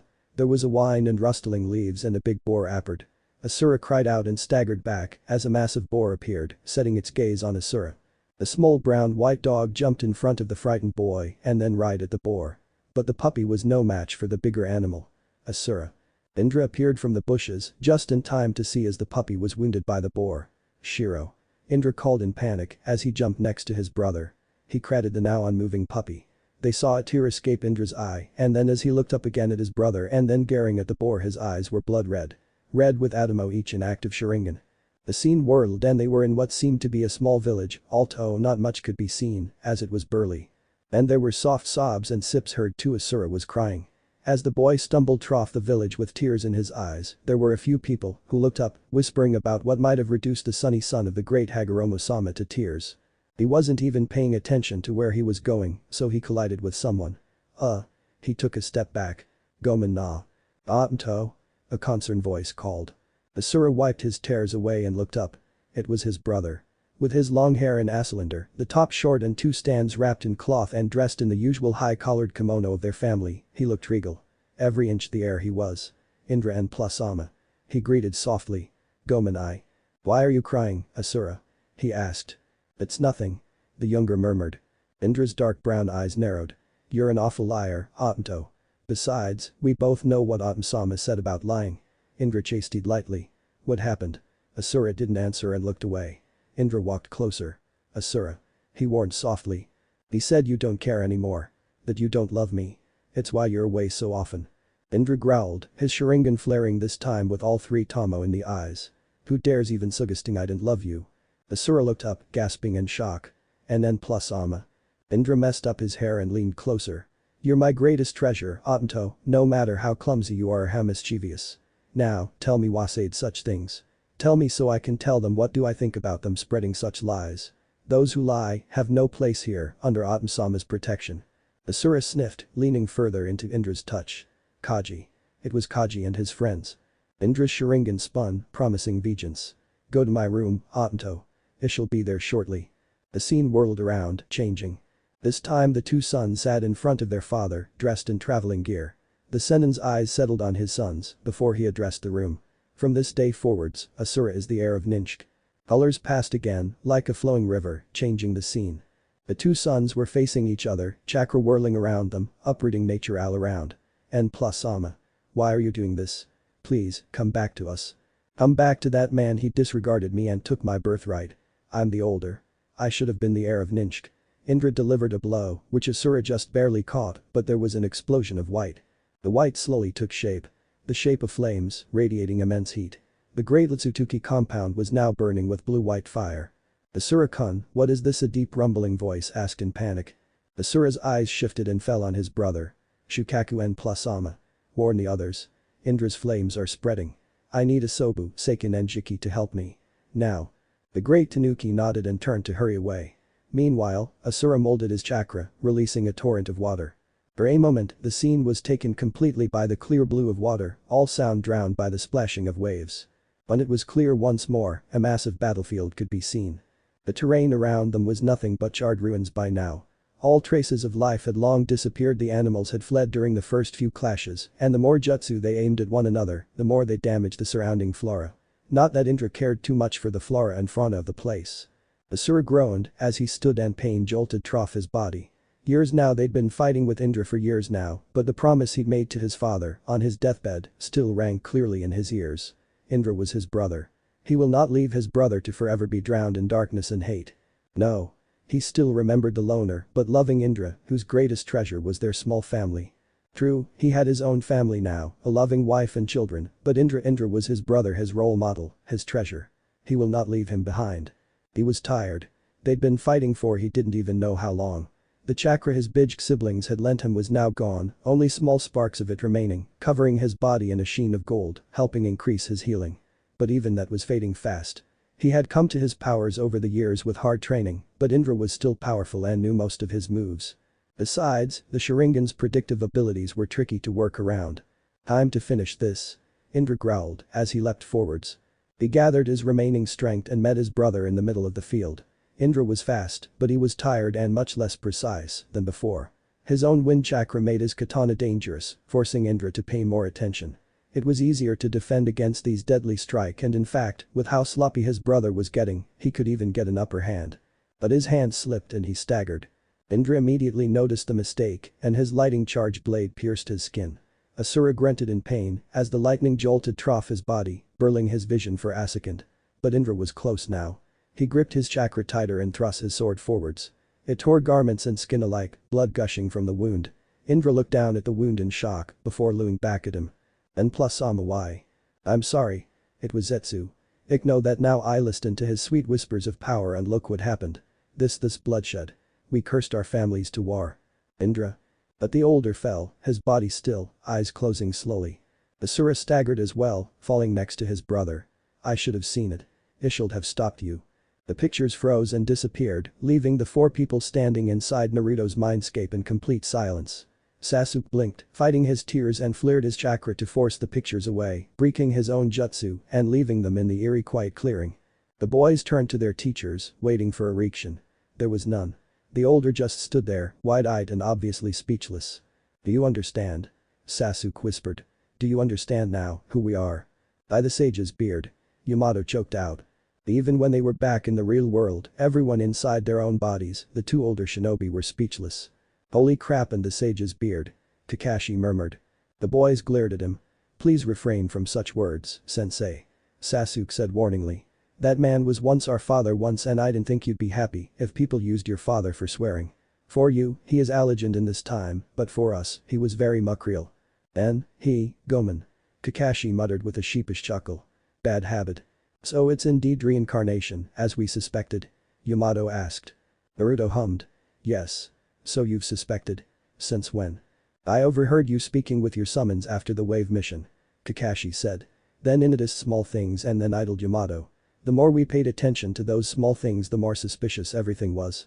But reincarnation is a bit far-fetched, even in the world of shinobi, so he admitted I kind of thought I was going mad or something. Omen, sensei. Naruto chuckled.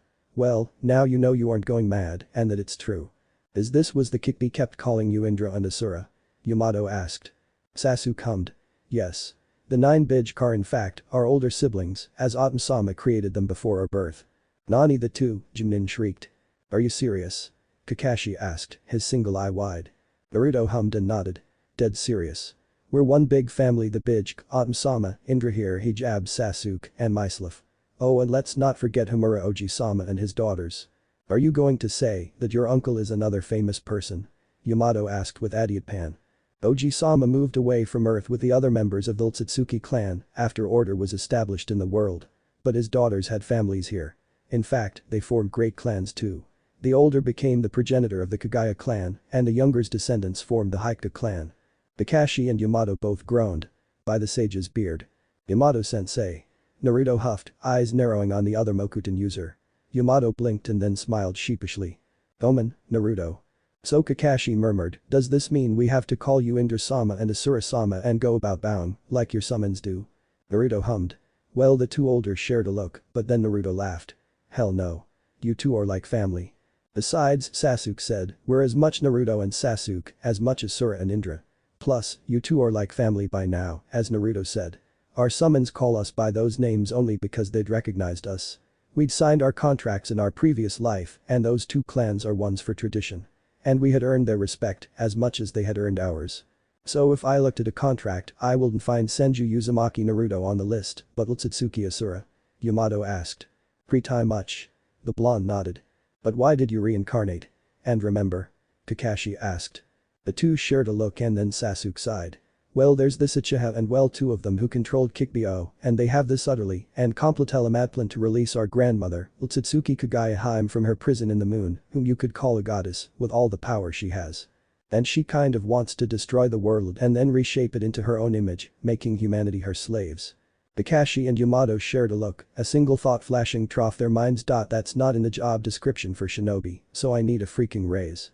2 days after the revelation, Team 13 made their way into the arena where the finals were to be held. The entire place was loud and full of life, even more foreigners and nobles swarming the already packed streets of the village. As they walked in, the other finalists eyed them with no small amount of wariness. Still, there was one person whom they sought. Gaara.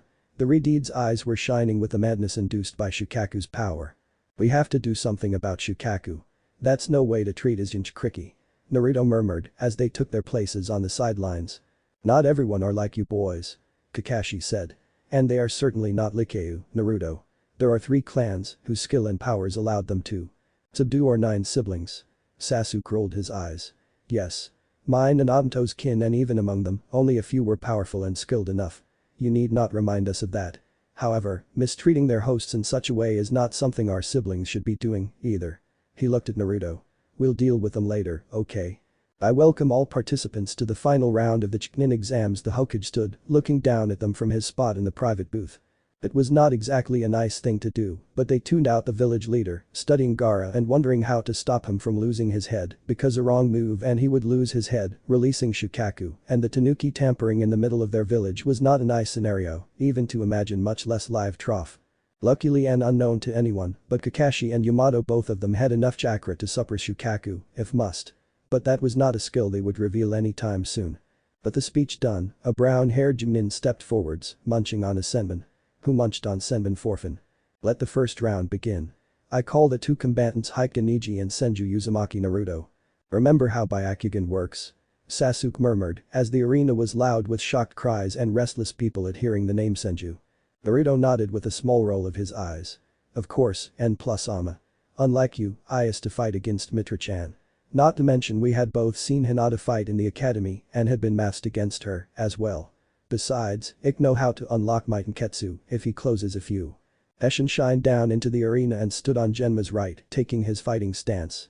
Niji gave him a cold look. It was almost like Indra's after Zetsu had taken hold of him, with those dark whispers. It was the same look, only in different eyes. In pale, silvery eyes instead of brown ones. Ready to lose? Fate has already declared me the winner anyway. You may be a Senju, but don't think I didn't know you were among the last ones in your class. You just barely passed. Naruto met Niji's gaze without blinking. Every single person are free to shape their will. They may be loners or ones who have friends, it's all based on our own decisions. The proctor lowered his hand and glanced at them. Get ready. Niji took each instance and Naruto took his own. Hajime. Genma called as he leapt back, giving them more space. The Haiga was the first one to attack as he activated his ninjutsu. Naruto waited and allowed him to strike. As the chakra-laced hands got near, the blonde raised his own hands, reinforcing them with chakra and batting away each strike. You're fast. Naruto commented with a smile, but not fast enough. Niji growled. Am I not? We'll see. He leapt back and took his Jiken stance. Naruto surprised him by leaping forwards, pulling his fist back. Niji moved to defend, only for the fist to strike the ground and break it under their feet. Niji flipped mid-air and Naruto jumped onto a piece of earth to reach the older genin. Niji expected it and stopped his move, trying to strike him. However, Naruto dodged both strikes and flipped the Haiga over his shoulder. He landed in a crouch and he sensed Niji approaching and he slammed his hand on the ground. Doten. Sushi Nami no Jutsu. Earth release. Earth wave technique. The earth moved under their feet, forcing Neji to put further distance between them. Naruto stopped for a moment with a smile. Meanwhile in the stands, everyone was watching curiously. He managed to counter Neji's strikes. How? Tenten asked. Sasuke smiled. That's the problem with strict clan style. It's readable to anyone with common sense. No need for any sort of jutsu. And now, there's a distance between them. Your teammate is a close-range fighter, like every Hikage. Obito on the other hand, prefers long to mid-range. It's over. Everyone's eyes turned back to the fight, curious how Neji would deal with the situation now. Naruto raised his hand in a Tiger Suiten. Tepndama water release. Gunshot. The water shot from his mouth right at Neji, but the Hikage was also prepared. Pain. Rika no Jutsu fire release. Dragon fire technique, Neji called. The two jutsu collided, cancelling each other out, leaving thick steam in their wake. Although, the steam didn't hinder either of the combatants, so Naruto shot forwards to close in on the older. Using another chakra-enhanced punch, he ruined even more of the arena floor, forcing Neji to jump upwards. Seeing the Hikage right where he wanted the other to be, he grinned and molded his chakra for the next move. Fukton. Kiriranbu wind release. Air current wild dance. The chakra spread to create wild currents of wind, which the blonde used to toss his opponent to the ground with great force. Even before Neji had a chance to stand up, Naruto used a shunshin to get to him in time and pointed a kunai crackling with small lightning above the older's heart. I win. He said with a smile, causing Neji to frown. Fate predetermines things out of human control, like who our parents are or what clans are we born into. Or perhaps, if we will wield our clan's Kekkei Genkai or not. What we make of what life has given us is a question of determination, skill and of all. Even if others state that you will not achieve something, even then, you can prove them wrong. Even if they limit you, prove them, the despot of limitations, you can forge your own path and gain your own power. But remember to use that power you gain for something good. He murmured quietly, so only Neji would hear. Shmasha, Senju Uzumaki Naruto. Genma declared to the deathly quiet arena. Sasuke smiled as the blonde finally arrived. Nice match, Obito. What did you tell him? He asked. He was crowing to me about fate. Naruto murmured sarcastically. Sasuke snorted in amusement. Oh sweet Shinju. Only if he knew what would have to say about fate. Naruto laughed softly, moving closer to stand by him. Indeed, N+ama, indeed. Why, what do you have to say about it? Asked Yamato, blinking in confusion. Both Chunin candidates rolled their eyes at that. No human, no matter how powerful, should live more than once. Naruto murmured. It's a law of nature. We defied those laws by clinging to our beliefs for so long and so strongly. Reincarnation isn't normal. We denied our fate by it, or perhaps we are denying our fate by remembering and working not to make the same mistakes. So, no matter how impossible it seems, we can take our own fates into our hands. Sasuke said. Next match, Subaku Kankuro against NaruXino. The proctor announced, breaking the brothers' train of thought. Their gazes shifted over to the Suna shinobi, eyes lingering on Gaara for a second before it settled on the cat-suited bastard whom they caught bullying Konohamaru. The Sunanin studied Shino for a long moment before he stepped forward and looked at Genma. I foreheat, proctor. The stadium was suddenly loud with disapproving boos and everyone raised an eyebrow at the three Suna siblings. Neither the girl nor Gaara seemed all too concerned about their brother's dot. Winner by foreheat, NaruXino. Then, Genma's gaze swept the place before he spoke again. Next match, Subaku no Gaara vs Uchiha Sasuke. Naruto hummed and gave his brother a look. Careful with Shukaku. Gaara will be faster than most. Sasuke hummed as they bumped fists. Don't worry, Obito, I will come out of there alive and if we're lucky I might even manage to beat some sense into our crazed Tanuki brother. Gaara appeared down in the arena, his eerie pale green eyes settling on Sasuke right away. Sasuke matched the Ritide's blood-chilling gaze without a twitch. Slowly a bloodthirsty grin formed on the Tsunajinch Kriki's face and he released a wave of killing intent. Here I come, Shukaku. The Sharingan user murmured. Sasuke walked slowly to the arena, continuously releasing more of his chakra and killing intent to match the Tsunajinch Kriki. He could already hear soft thuds here and there and some people muttering about notwithstanding the pressure. The Ritide was eyeing him with a mix of wariness and bloodlust. The proctor looked actually uneasy as he stepped between them, ready to start the match. You. Gaara growled. Sasuke smirked. Hello Ichibi. As he said those words, the proctor threw an unsure look at Gaara. Gaara's eyes narrowed and he walked farther from Genma. As Sasuke turned to do the same, he looked at the Junin. Instable seal. Be ready to flee, Shiranui-san.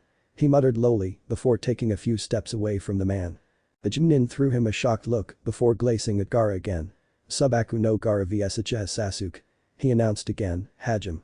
Sasuke sighed, and the moment Genma leapt away, he released his chakra, raising his hand to focus chakra. Fighting a big Korjinj Kriki, or both at once maybe. Shukaku seemed as mad, as Gaara was not something he could take lightly. He had his memories and had trained relentlessly with Naruto since the beginning, but they still had limits. Limits there, where in their previous life they didn't exist. Better finish this fast. Ninjk. Shiroi ham. Ninja Creed. White flames, he murmured. When he felt the shift in his chakra, he fixed his gaze on the Suna shinobi, jutsu at the ready. Shiroi ham. Gminka white flames. Great flame flower. Several great white flamed fireballs formed above the Sunanin and then, with a wave of the Uchiha's hand, they all dropped down. Meanwhile the others watched in shock. Sasuke-kun's already using those white fireballs. Ino asked. He's strong, that Gaara. Niji said, his byakugan active. He has high chakra levels. Sasuke is close, but Gaara has even more. Indeed he is. Naruto spoke, drawing the others' attention to himself for a second. And N+Sama is very much aware of how dangerous Gaara is. If he holds back, he would end up as badly hurt as Lee.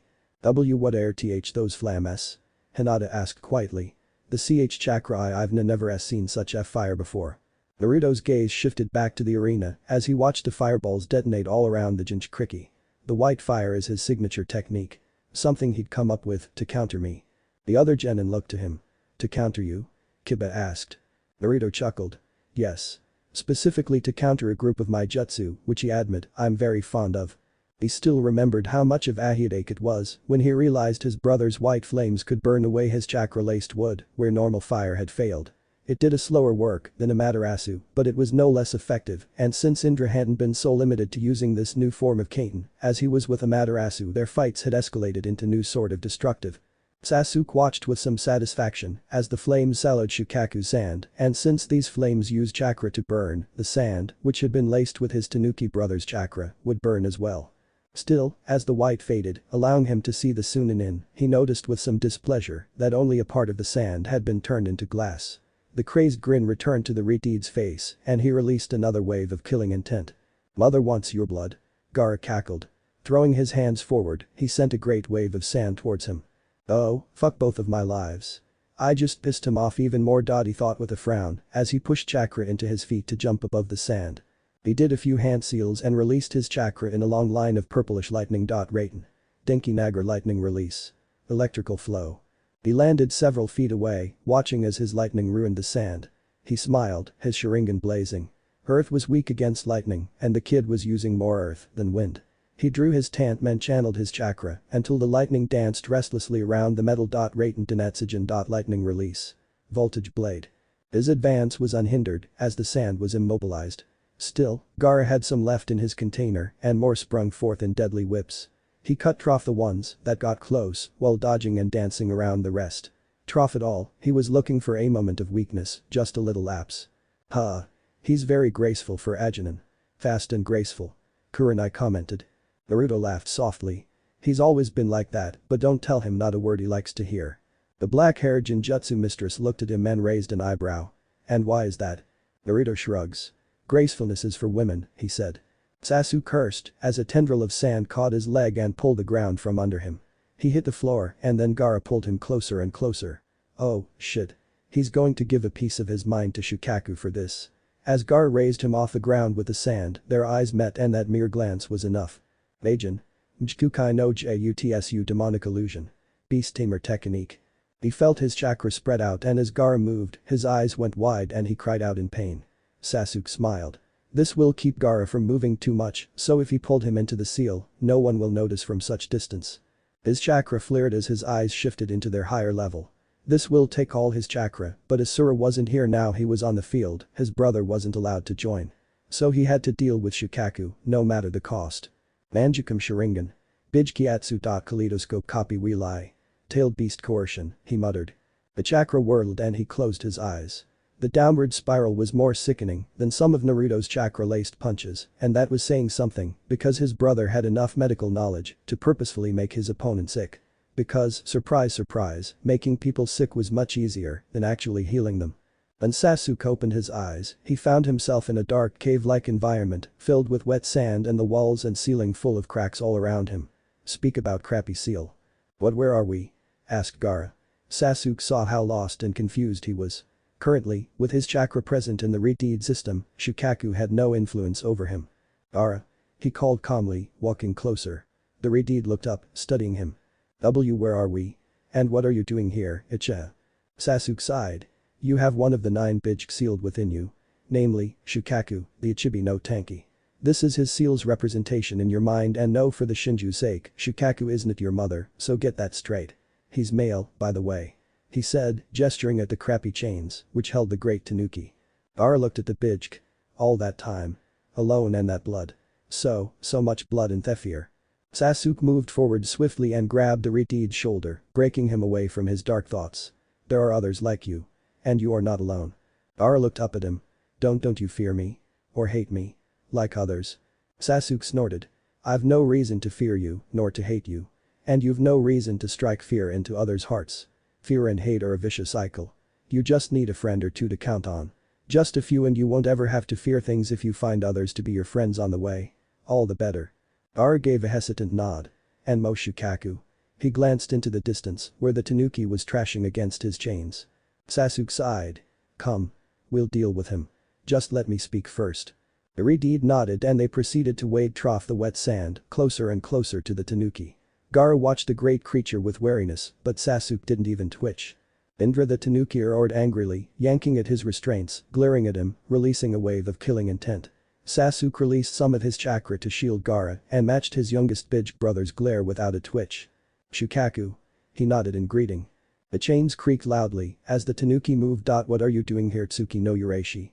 Are you here to enslave me, as that nameless spawn of yours had done years ago, to Kurama? Not at all. He answered calmly. I'm here to apologize for what had happened years ago, after I left. He said in a quiet tone. It was a mistake. But now both myself and Asura have a new chance, and we would like to set the world straight. We'd like to carry on Otom-sama's legacy. Protect humanity from the one who had enslaved Kurama, for we believe he would come back. He will come back for the 9 of you and to destroy humanity. The Tanuki growled. And why should I care for the humans when they don't care for us? The last one who truly cared had been Asura, but he's not. I'm Tashir, watching this match between me and your Jinchuriki. He's watching us and waiting, worried he might have to intervene. And why should I believe your words? The yellow, beastly eyes narrowed. Sasuke sighed. I made mistakes that cannot be taken back. As had Asura. I apologize for those mistakes, and plus Ama. He dipped his head, but tell me, will you hold grudge for lifetimes to come? Or would you accept our offer of peace? Can we be affamilians more? Would you help protecting your siblings, or will Asura and I stand alone against the ones who want Otom-sama free? And might I add, to free her your chakra is needed. If she were to be freed, the 9 of you would cease to exist in this form. Shukaku frowned. Let's assume I forgive you for the betrayal. He glared down at Gaara. But why should he aid humans who imprisoned me? You made mistakes, but you never spoke of imprisoning me. Sasuke winced inwardly. Once, long ago, he had bluntly told Asura that the bijk were dangerous and their cooperation could only be achieved by imprisonment and direct control. But Shukaku didn't need to know that. No. And once more, I apologize for said mistakes. But revenge is a vicious cycle. The humans imprisoned you and you are angry with them. I understand that. He sighed. I know what anger feels like. But you are harming Gaara. As hard as it may be for you to believe you are safe here. With Gaara inside his seal. If you were free, the man who had caught Kurama would get his hands on you way too easily. The Tanuki shifted, yanking at his chains again. But this ill. This is worse than any other I've had before. It's so bad that even if I wanted to withhold my chakra from my host, I couldn't. And I can't sleep. Sasuke grunted. I can see that. I'm nowhere proficient if it comes to Fukinjutsu, but even I could do better. It's just a damn storage seal. Modified. The useless little humans think me a kettle. They don't understand we have feelings too. Sasuke sighed and sat down, gesturing for Gaara to do the same. Hesitantly, the redeed did just that. Shukaku. He called sharply. The Tanuki froze in his rant and looked down at them. Please, calm down. I will speak with Asura and he will do something with this seal of yours. If you have to be sealed and for the time being, for your safety, you must be, then it could at least be comfortable. The Tanuki huffled, curling up. I just want some sleep. Sasuke glanced at Gaara. I will speak with Otanto. In the meanwhile, could you please be kinder to Gaara? But Indra. Sasuke's eyes narrowed, his sharingan taking a sharp turn. Shukaku. The Tanuki ducked his head, cowed by the sharp tone, despite Indra being younger than him. The two humans always had a special place in the bijk's hearts and they listened to them as they listened to their late father. Fine. I'll try to be nice. He murmured. Sasuke smiled and stood up, walking closer. He placed a hand on the tanuki, surprising the beast. Then he smiled and leaned his head down too. Thank you, N+Ama. It's reassuring to know you're not lost to bitterness. The tanuki rumbled a bit. And it's nice to see you back, being as you were not so cold and angry. It's nice to be back. Sasuke admitted. I missed you all. Asura the most, but you too. Gaara cleared his throat. Sasuke shifted to look at the redeed. The Sunanin looked totally awkward, looking like he wanted to be anywhere else, but there was also curiosity on his face. How can you be brothers? He asked, making a gesture.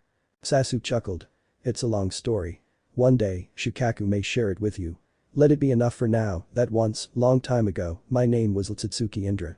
Gaara nodded, studying him. I see. What now? Sasuke shook his head. Nothing. You will remain asleep, as per the workings of the Jinjutsu, once I'm out of here. They will take it as act knockout, so I will win. He shrugged. Indra? Sasuke glanced back. Yes, Shukaku. Don't do it. Right now your chakra prevents it from happening, but whenever Gaara falls asleep, my seal ceases to hold me and I'm free. The humans from his village want to destroy this village, but if you're here, is this your home?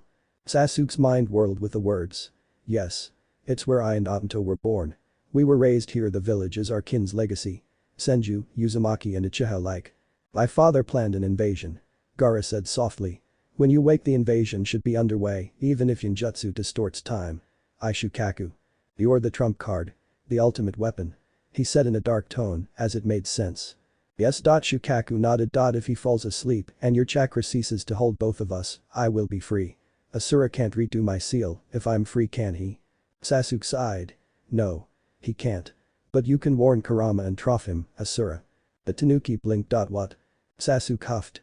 Kurama is sealed in Asura. His father in this life sealed Kurama into him. The tanuki roared in frustration, which caused Gaara to flinch. This is so unfair.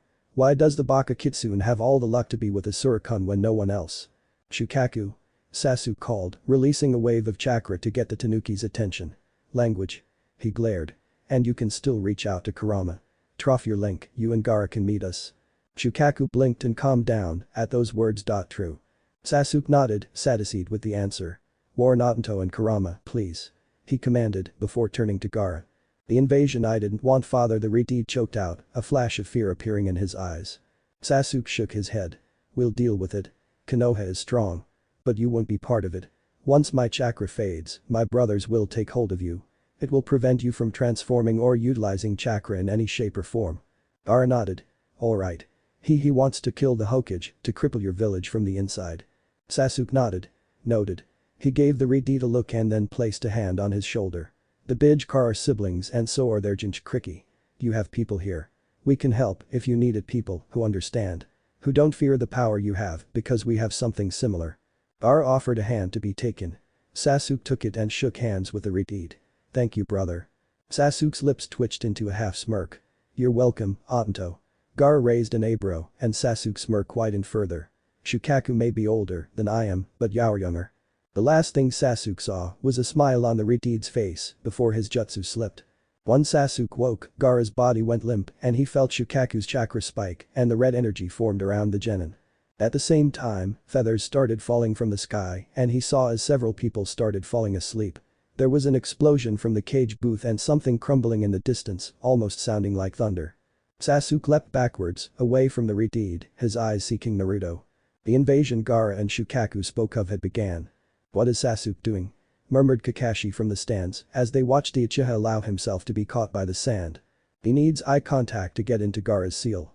Naruto said, his tone equally quiet. Shukaku is still our brother. He would try to speak with him first to him and Gaara before using force. We don't harm family. Not when there is a peaceful alternative. He knew Sasuke would have harder time convincing Shukaku due to the betrayal during their previous life. Strangely enough, it was Shukaku who had taken Indra's betrayal the worst from all the 9. But Naruto had faith. His brother could be convincing if he tried and maybe dealing with this unhinged Shukaku, some of Indra's forcefulness wouldn't hurt either. And after Alpha Yamato made a gesture at the half-jarred arena, has still is enough chakra to deal with a Bijk.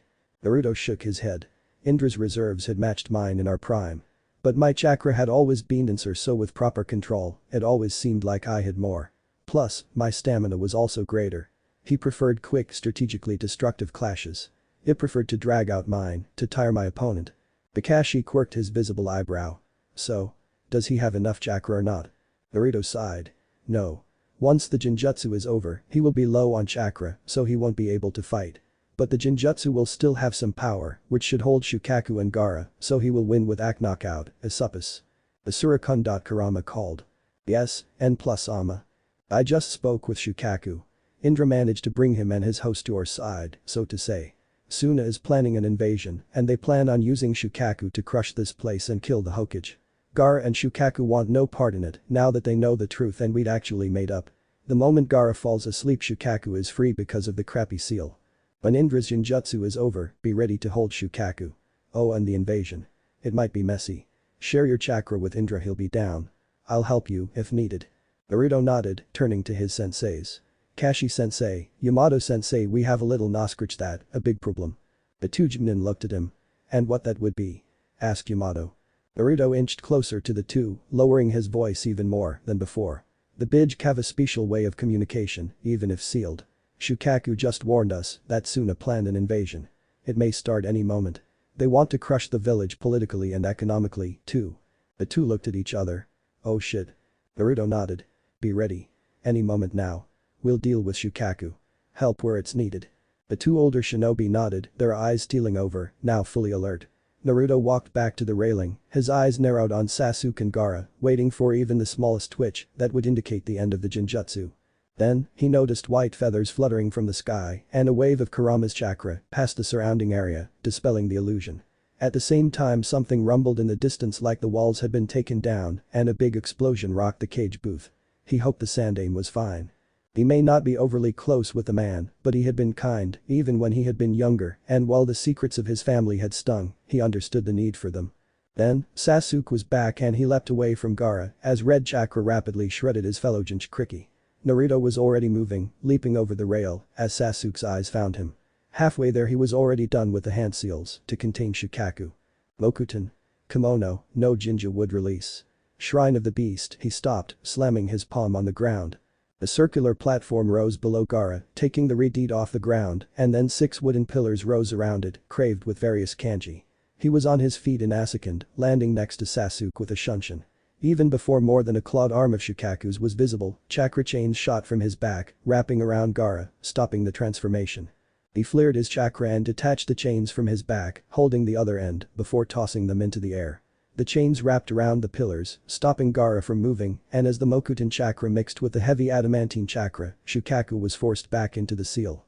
Gaara cried out in pain, and Naruto winced, but as his chakra took hold, the redeed looked up. His face was tight with pain, but his eyes were determined to withstand the pain and stop the destruction. When the chakra calmed down, Naruto skipped over to the redeed. Gaara. The Sunanin grunted. I'm fine. Naruto sighed. Gomen. I should have warned that it may be painful. Name Senju Uzumaki Naruto. Shukao knows me as Asura. I'm his youngest brother and also the Jinchuriki of Kikbi no Kurama. Gaara gave a strained smile. Nice to meet you. Naruto smiled. Same here. You will remain bound here for now. No one will be able to break these, and for now, your chakra control is as good as Anuborn's due to my restraints. Once this mess is over, we'll fix your seal, okay? Yes. Arigato. He stepped back and grabbed Sasuke. You need some backup. He raised his hand in a half-ram. Ninjk. Chakura Kimum. Hoj. Ninja Creed. Chakra sharing. Replenishment. He felt his chakra getting transferred to Sasuke and in turn, Kurama's chakra filled his body, also sneaking its way into Sasuke's system. Their oldest brother's chakra also helped heal any injuries they may have had. Well, for Sasuke. Naruto was already healed. There was a spike of powerful chakra, forcing them to break the connection, and Naruto's breath hitched as he looked towards the cage booth. N+Ama, did you? Yes, let's go. They sprang from their spot, chakra crackling under their skin as they leapt into the ruined cage booth. They skidded to a sudden halt when they found a barrier separating them from the Hokage, and in the robes of the Kazukiage, they saw a familiarly sinister face. The Orochimaru of the Sannin. Vicious work. Fuck it. Naruto growled. Well, he did say the leaves will burn, so he was saying the truth. Cryptically, but he did give a warning. Sasuke murmured. His sharingan was spinning wildly, studying the barrier. We've to knock out the 4 who keep it up. Naruto nodded, raising his hand in a snake seal. Moku Bunshin no Jutsu. Wood clone technique. 4 wood clones grew out from the ground. Naruto made a gesture, wordlessly giving his order to the clones. He watched as his clones engaged the four shinobi, which forced them to pay more attention to the fights rather than the barrier. Sasuke called. Naruto's eyes shifted back to the Hokage. There, behind Orochimaru, 3 coffins rose out of the ground. 3 coffins with a number each. Ichi. Nai. Yon. The lids moved and 3 dead people stepped out from the coffins. People, both of the boys recognized for their gazes, forever watched the village. People, who were Naruto's family. Senju Hashirama, Senju Tobirama and Senju Namikaze Minato. Bastard. Naruto growled, his anger flaring along with Kurama's chakra. But the 4, who were tasked with keeping the barrier up, occupied it wasn't so hard for Naruto to break it. Letting some of Kurama's chakra out was all they needed to break the barrier. The brothers shared a look and both of them went trough a set of seals. Pain. Masenka fire release. Phoenix Age flower, Sasuke spit out several fireballs and Naruto soon followed with his own backup. Dawn. Ranked in wind release. Drilling air bullet. As the high-pressured wind reached the already powerful fireballs, it further increased their potency, coloring the usually orange fire whitish as they sped towards the Hokages. The 3 resurrected men dodged without too much problem, but it put extra distance between them and the Sandaime. The many eyes fell on the boys as they arrived next to the Sandaime. Naruto, Sasuke, you shouldn't, the Sandaime called in shock. The boys glared at Orochimaru before their eyes settled on the 3 Hokage. Not achance of us leaving. Naruto said sharply. The snake-faced bastard made this personal when he had the balls to summon me Familito fight against Konoha. Deal with the fucker, Sandaime-sama. Sasuke said. We'll deal with the Senjus. That. Now Naruto growled, letting some of Kurama's chakra out again. As he did so, his violet eyes turned to slits, although they kept their natural color. His whiskers also turned more prominent. Is that the Kikbi? Asked Naruto, his dark red eyes narrowing. Naruto. The older blonde's blue eyes flickered to Sasuke, too. Sasuke. Uchiha Sasuke. Naruto nodded towards the older blonde. San. Nice to meet you. Sasuke's lips curled into a half smirk, his sharingan spinning as he nodded. Minato-sama. Minato winced. Nah, too much formality. Drop that. My wife was your godmother, which makes you my family too. Sasuke shrugged. Old habits die hard. He said, taking his fighting stance. Naruto mirrored him. All 3 of the reanimated Kage raised an eyebrow at the same stance. And at a stance that they did not recognize. Naruto looked at the Naruto. And yes, to answer your earlier question, Naruto-sama, the fox. After your sister-in-law, it was my mother. And now, me. Naruto about that. Nah, think nothing of it, San. He's not that bad. He said with a shrug and a grin. What's all that chat over there? Orochimaru called in annoyance, still preoccupied with fighting the Sandaime. Attack. The 3 Senju moved at once, as if dragged on strings. Naruto, he's controlling us. Minato said in panic. The boys jumped to avoid the first attack and the 3 Hokage turned to face them again. Sasuke glanced at Naruto. Otanto, take Sandaime-sama. I'll deal with your father and Naruto-sama. Okay. The blonde grinned and both of them leapt at the men. Naruto pressed his lips together as he deflected the Sandaime strike. The brown-haired Senju was studying him immensely. Who are you, young one? That chakra. Naruto ducked under the high kick and aimed a punch to the man's face, only for Hashirama to catch it. Name Senju Uzumaki Naruto. My father's Namikaze Minato, born Senju Minato, ex-Yondaime Hokage and unsuspecting grandson of your brothers. My mother was Uzumaki Kushina, second Jinchuriki of the Fox and great-niece of Uzumaki Mito. Hashirama blinked in shock. Tobi had a child. And then a grandson. Huh, I would have never thought. Naruto grinned. Yeah. I surprised Sandaime-sama too. Why? Hashirama asked, quirking an eyebrow. The blonde smirked as his chakra flared and he formed a snake seal. Mokuton. Nanoyakusei would release. Root restraints, several thick roots broke from the ground, grabbing for the Sandaime. The founder's brown eyes went wide for a second, but he reacted fast. Mokuton. Sashi Toge would release. Piercing thorns. The thorns pierced the blonde's roots, stopping their advance.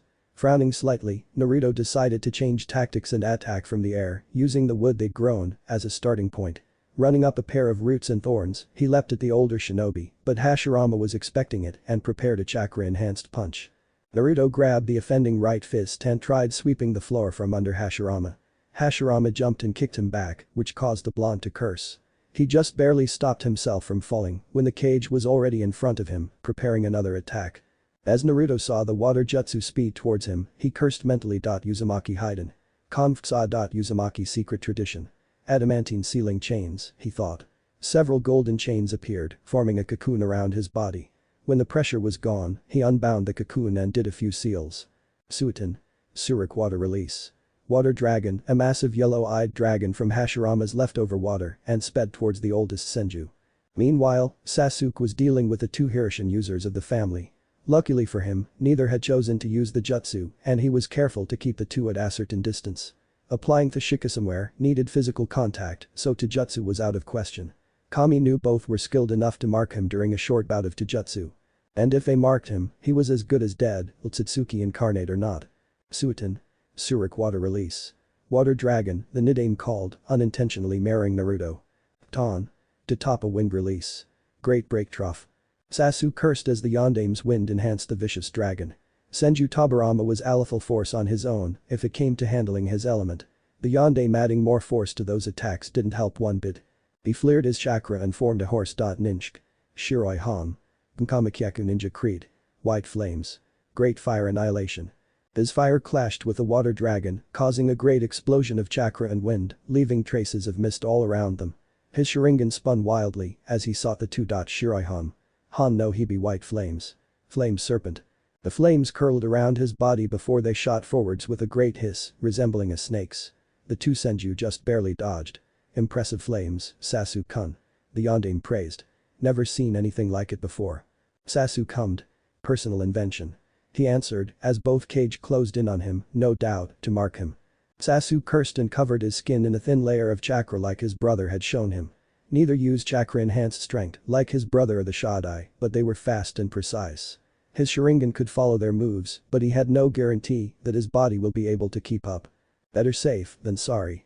As the two teamed up on him, he cursed again, dodging most of their strikes and deflecting the ones he could dot by the Kami. Hurry up, Naruto. I wouldn't be able to keep this up forever. Naruto spit out some blood.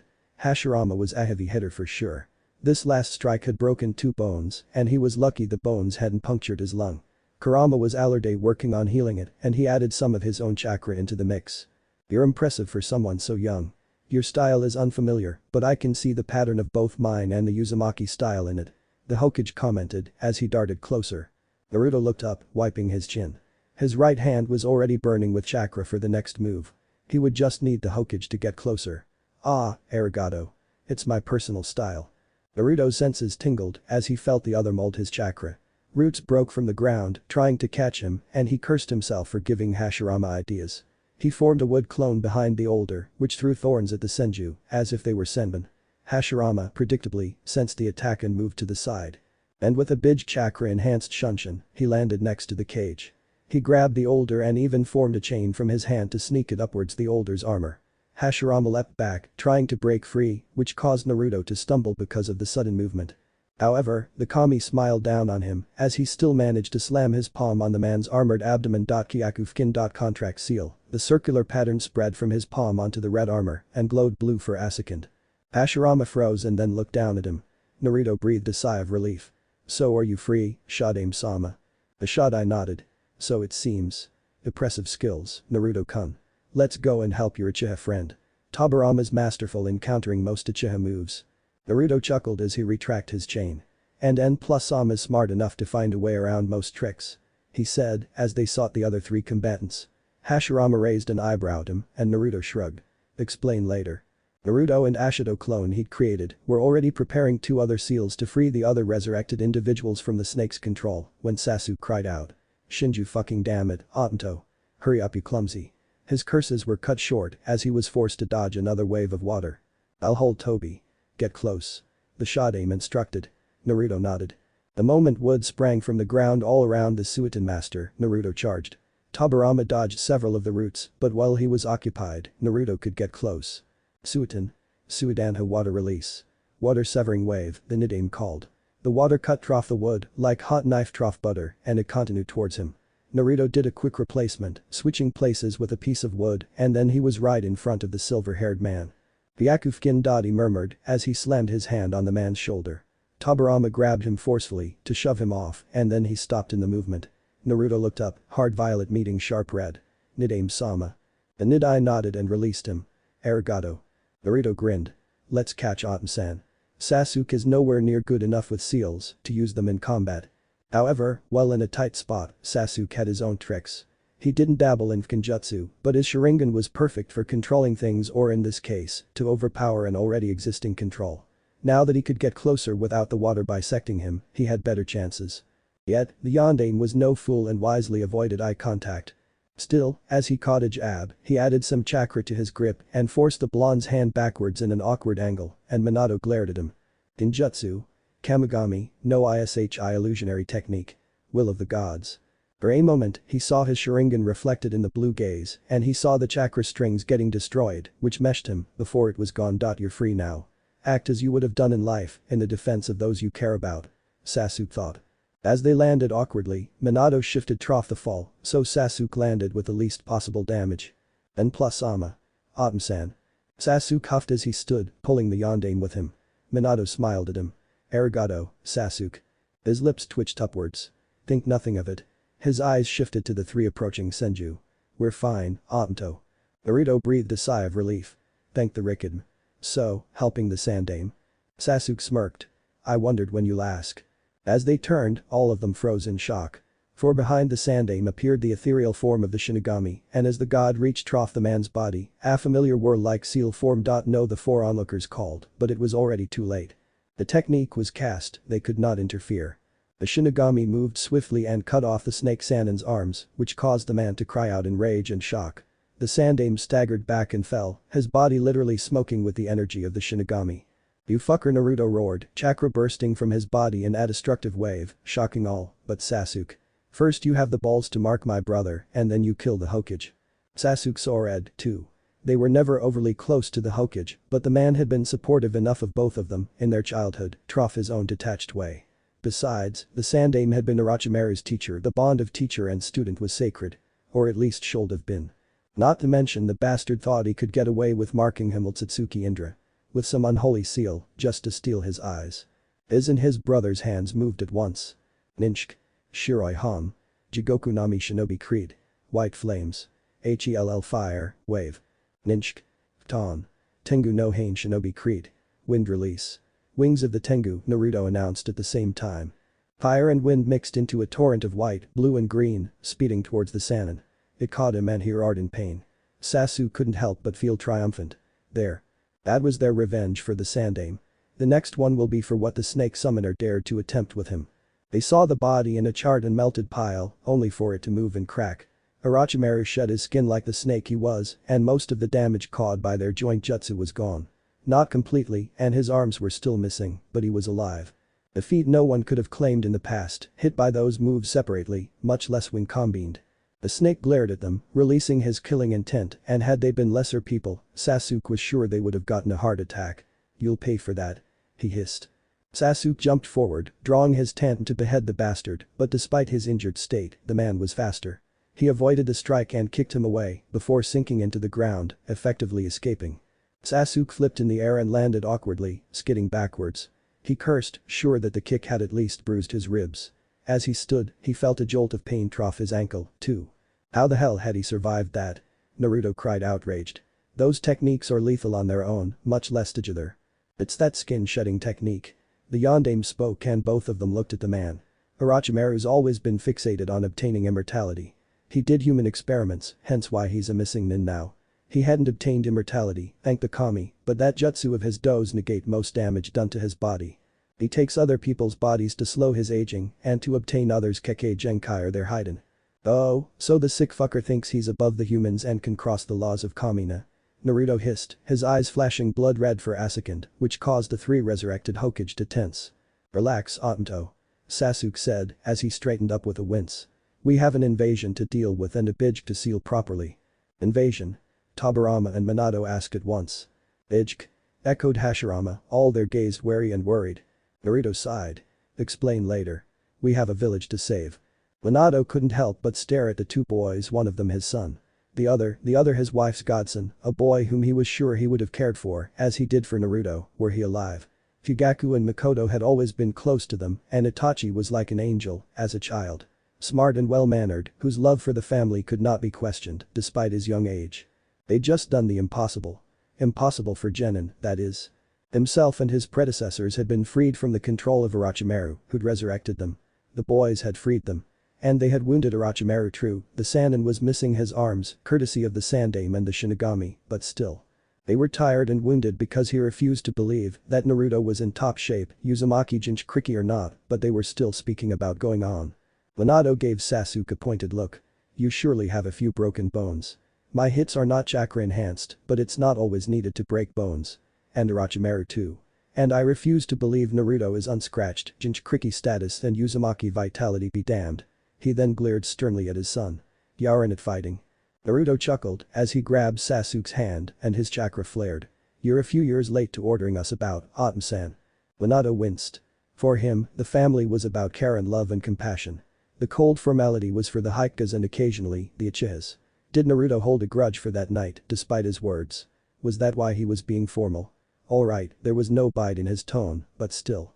His son's chakra flared, creating a visible shroud around his body. Holy. Naruto was half Uzumaki, and he had the fox, but this was abnormal. Kushina's chakra had been powerful too, but not as powerful. It felt powerful. Full of life. Old, no, not old. It felt ancient. Next to him, his fellow Hokage also gasped, so he was sure they felt the same thing as him. Then, the blue of his son's chakra was tinted with green, with the bright fresh green of grass and the deep sheltering shades of forests. The chakra spread to Sasuke too, and the Uchiha visibly relaxed, inching closer to Naruto. Naruto's next words, soft, like whips of spring wind, would have stopped his heart if it were still beating. Mokuton. Shizen no Mim. Fukumiyashi. Would release. Nature's embrace. Combined healing. He could feel as Naruto drew in nature energy, as his chakra blazed. He almost barked at his son that nature chakra turns one to stone if the body is unused to handling it, but the sudden, unexpected touch stopped him. It was the Shodai. Mokuton grants the user some balance with nature. Even if he hasn't learned any form of Senjutsu, he can handle the minimal amount of nature energy, trough utilizing Mokuton. And to me, it seems your son is very much aware of that fact. Minato breathed a sigh of relief. Thank the gods. His eyes landed on the boys again, just as the process was done. Sasuke seemed to be in a bit better shape, although he was still battered. How the hell did Naruto manifest Mokuton? Kushina was a pure-blood Uzumaki. Shit, had he been experimented on, too? You're a genius, Otom, Sasuke muttered, throwing a grateful look at Naruto. Naruto scratched his cheek in a manner that reminded Minato of himself. Nope, and plus that was you were called that, not me. I was the clumsy prankster, remember? Who's always been made fun of, like with Kaji and… Sasuke's sharingan took a sharp turn as he frowned. And I was clear to him what I thought about people who talk down on my family. Minato blinked. Since when were the boys so close, calling each other brother? Not that he minded it. It was nice to know Naruto had someone so close to him. Someone to see as a family when himself and Kushina were not here.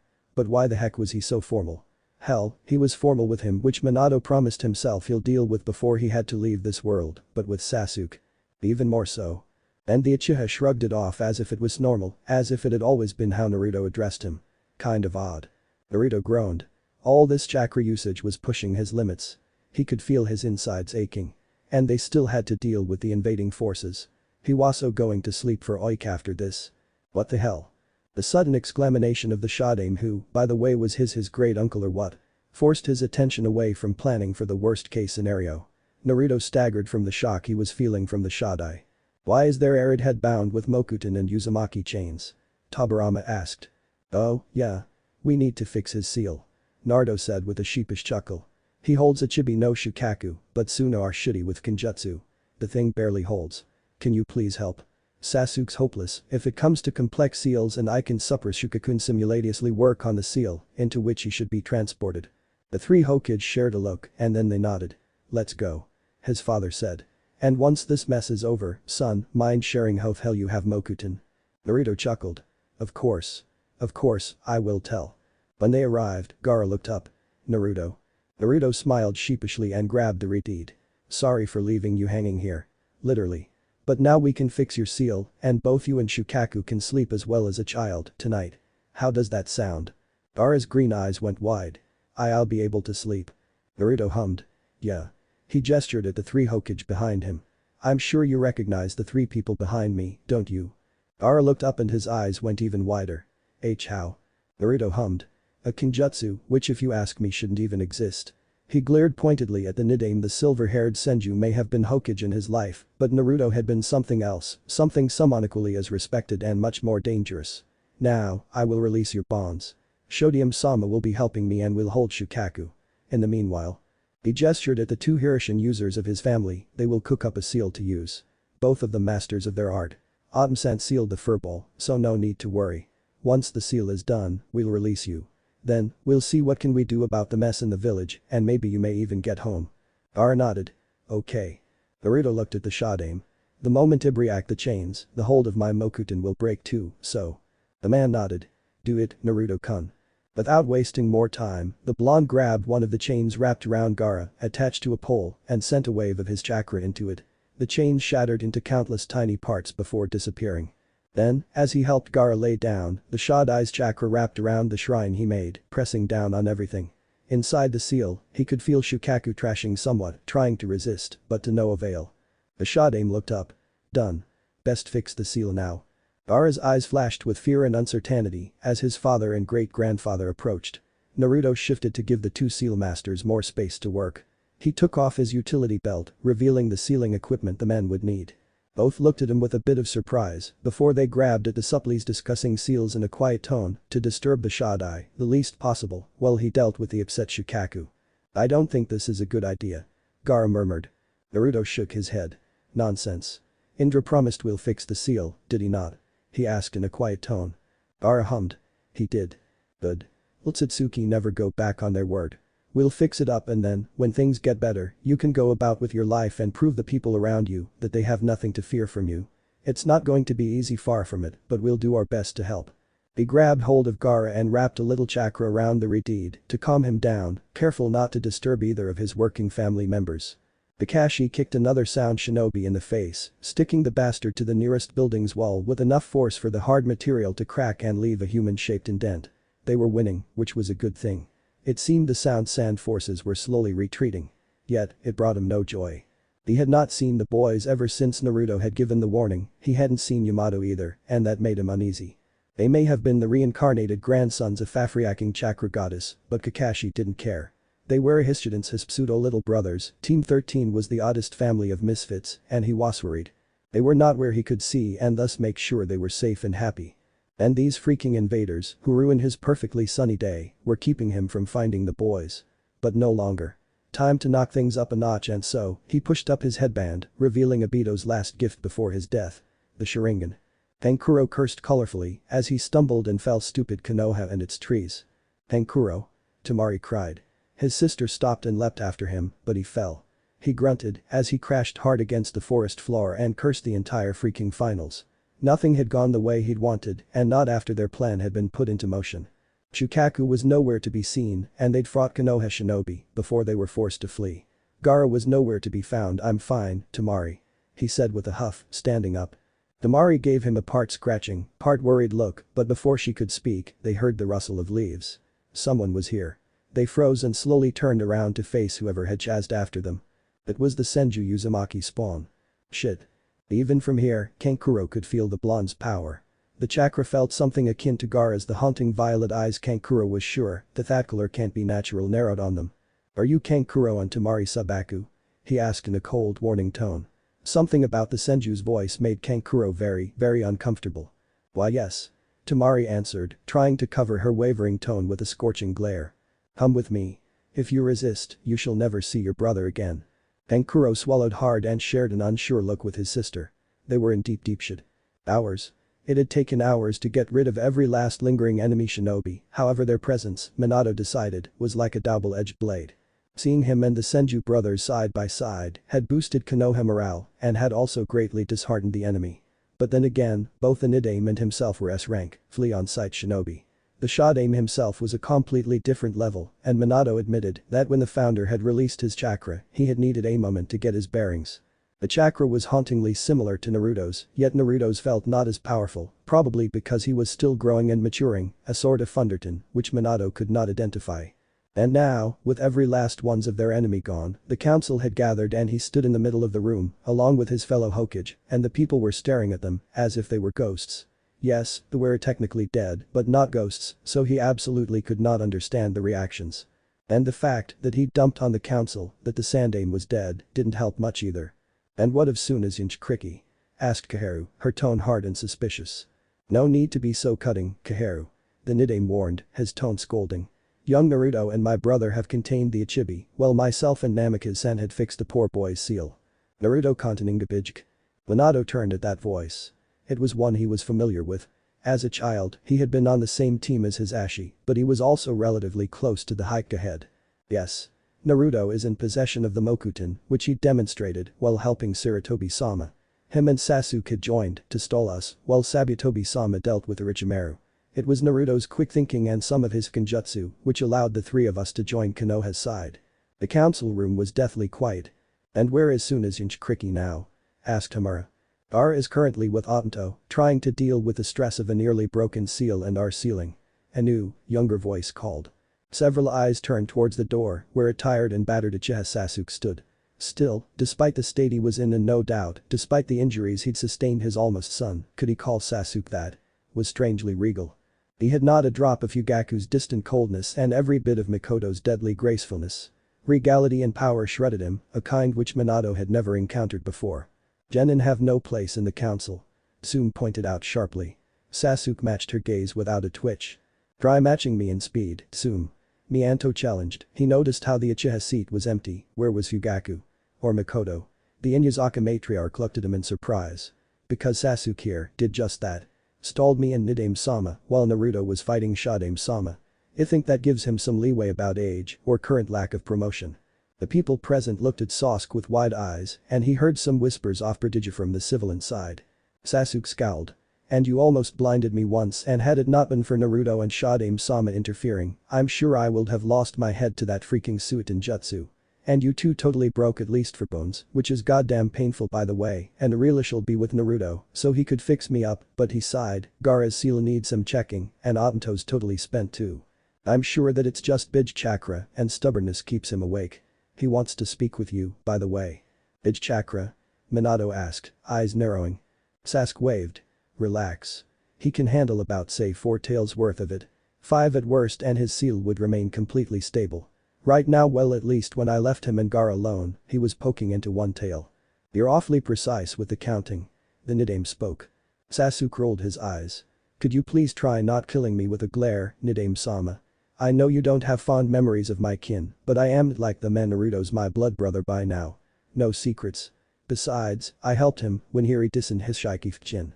Jiraiya of the Sannin and later the Sandaime too checked the seal he had made and they deemed it completely fail-safe." Minato choked in shock, eyes widening. "Naruto did what?" Sasuke shrugged. "Don't get me wrong, you and your wife did a good job, but the seal kept messing up his chakra control. It annoyed the hell out of him and he kept whining. So I just upped the idea of changing the seal and it worked. It's he may be my brother, but his whining is really annoying especially about chakra control. And medical jutsu.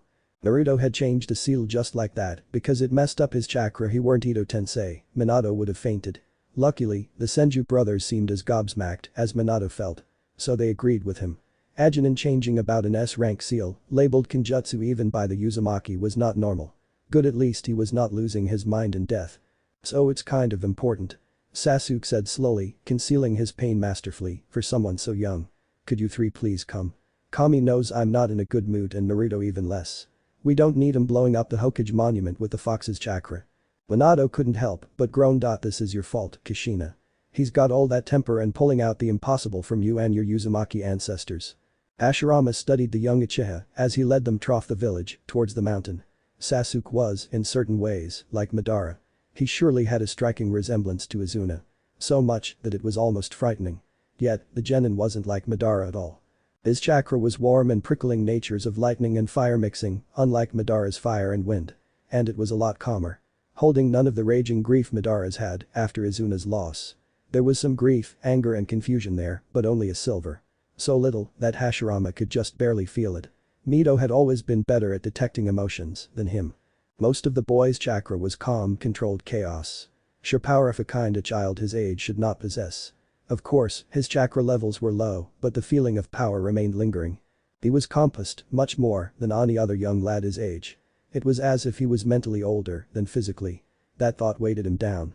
They'd founded Konoha, so children would not have to grow up before their time, yet. As they reached the stairs, Sasuke stopped and leaned against the wall to catch his breath. The medic in Hashirama panicked. "You should visit the hospital." Sasuke's gaze found him fast, and in a second he was faced with a piercing Sharingan glare. And Hashirama felt it. The power lurking behind those eyes, so much like Madara's, still nothing like his rivals. An odd inexplicable combination. Only one interest with handling my injuries is Naruto. Luckily for me, thanks to his Senju Uzumaki vitality and the fox, he's much faster at healing. He should be back to normal in 2 days. My injuries can wait till then. Hashirama frowned disapprovingly, such injuries should be immediately treated, but the Uchiha masterfully ignored it and started to trek up the stairs. He sighed softly and glanced at his fellow Kage. Toby just rolled his eyes, and Minato looked apologetic on his almost son's behalf. It was odd to think that an Uzumaki would be an Uchiha's godmother, but at least his and Madara's efforts at creating peace hadn't been completely pointless. After a few minutes, they arrived. The Tsunade Gaara, if he remembered correctly, was sleeping a few feet away, cradled like a child in sand and wood. Both of which had faint traces of chakra, the sand having the redeeds and someone else's signature, while the wood carried Naruto's. Naruto smiled, his face strained and tired as he looked at them. "Nice to know you all made it." Sasuke glanced at Gaara. "How's Gaara? And Shukaku?" Hashirama blinked. Why would the Uchiha inquire after the well-being of a Bijk? Both of them sleeping like babies, as you can see for yourself, and plus Ama. Shukaku made a fuss because often Naruto made a pointed gesture at him, and Hashirama tried not to take offense, but it's fine now. My clone caught up with Gaara's siblings and they'd been brought back. Right now they are being handled by T. But they may be able to return to Rasa once this mess is over. Minato said. Or to their village, that is. He said in a quieter tone. If Orochimaru impersonated Rasa, which seems to be the case, he might be dead. Both of the boys winced a bit before Sasuke sat and gestured for them to do the same. "I bet you have a mountain's worth of questions." The young Jinchuriki said softly. "Well, yes." Minato said. "Like how do you have a Mokuton?" Hashirama blinked. That was something he was curious about, too. So far, only he had ever possessed the ability in his clan. "I have Senju genes, but that is only half-truth, Usoppus," Naruto said calmly. "Senju? Naru-chan, your mother was Aroil Uzumaki. Tiharasif Yuzu, no less."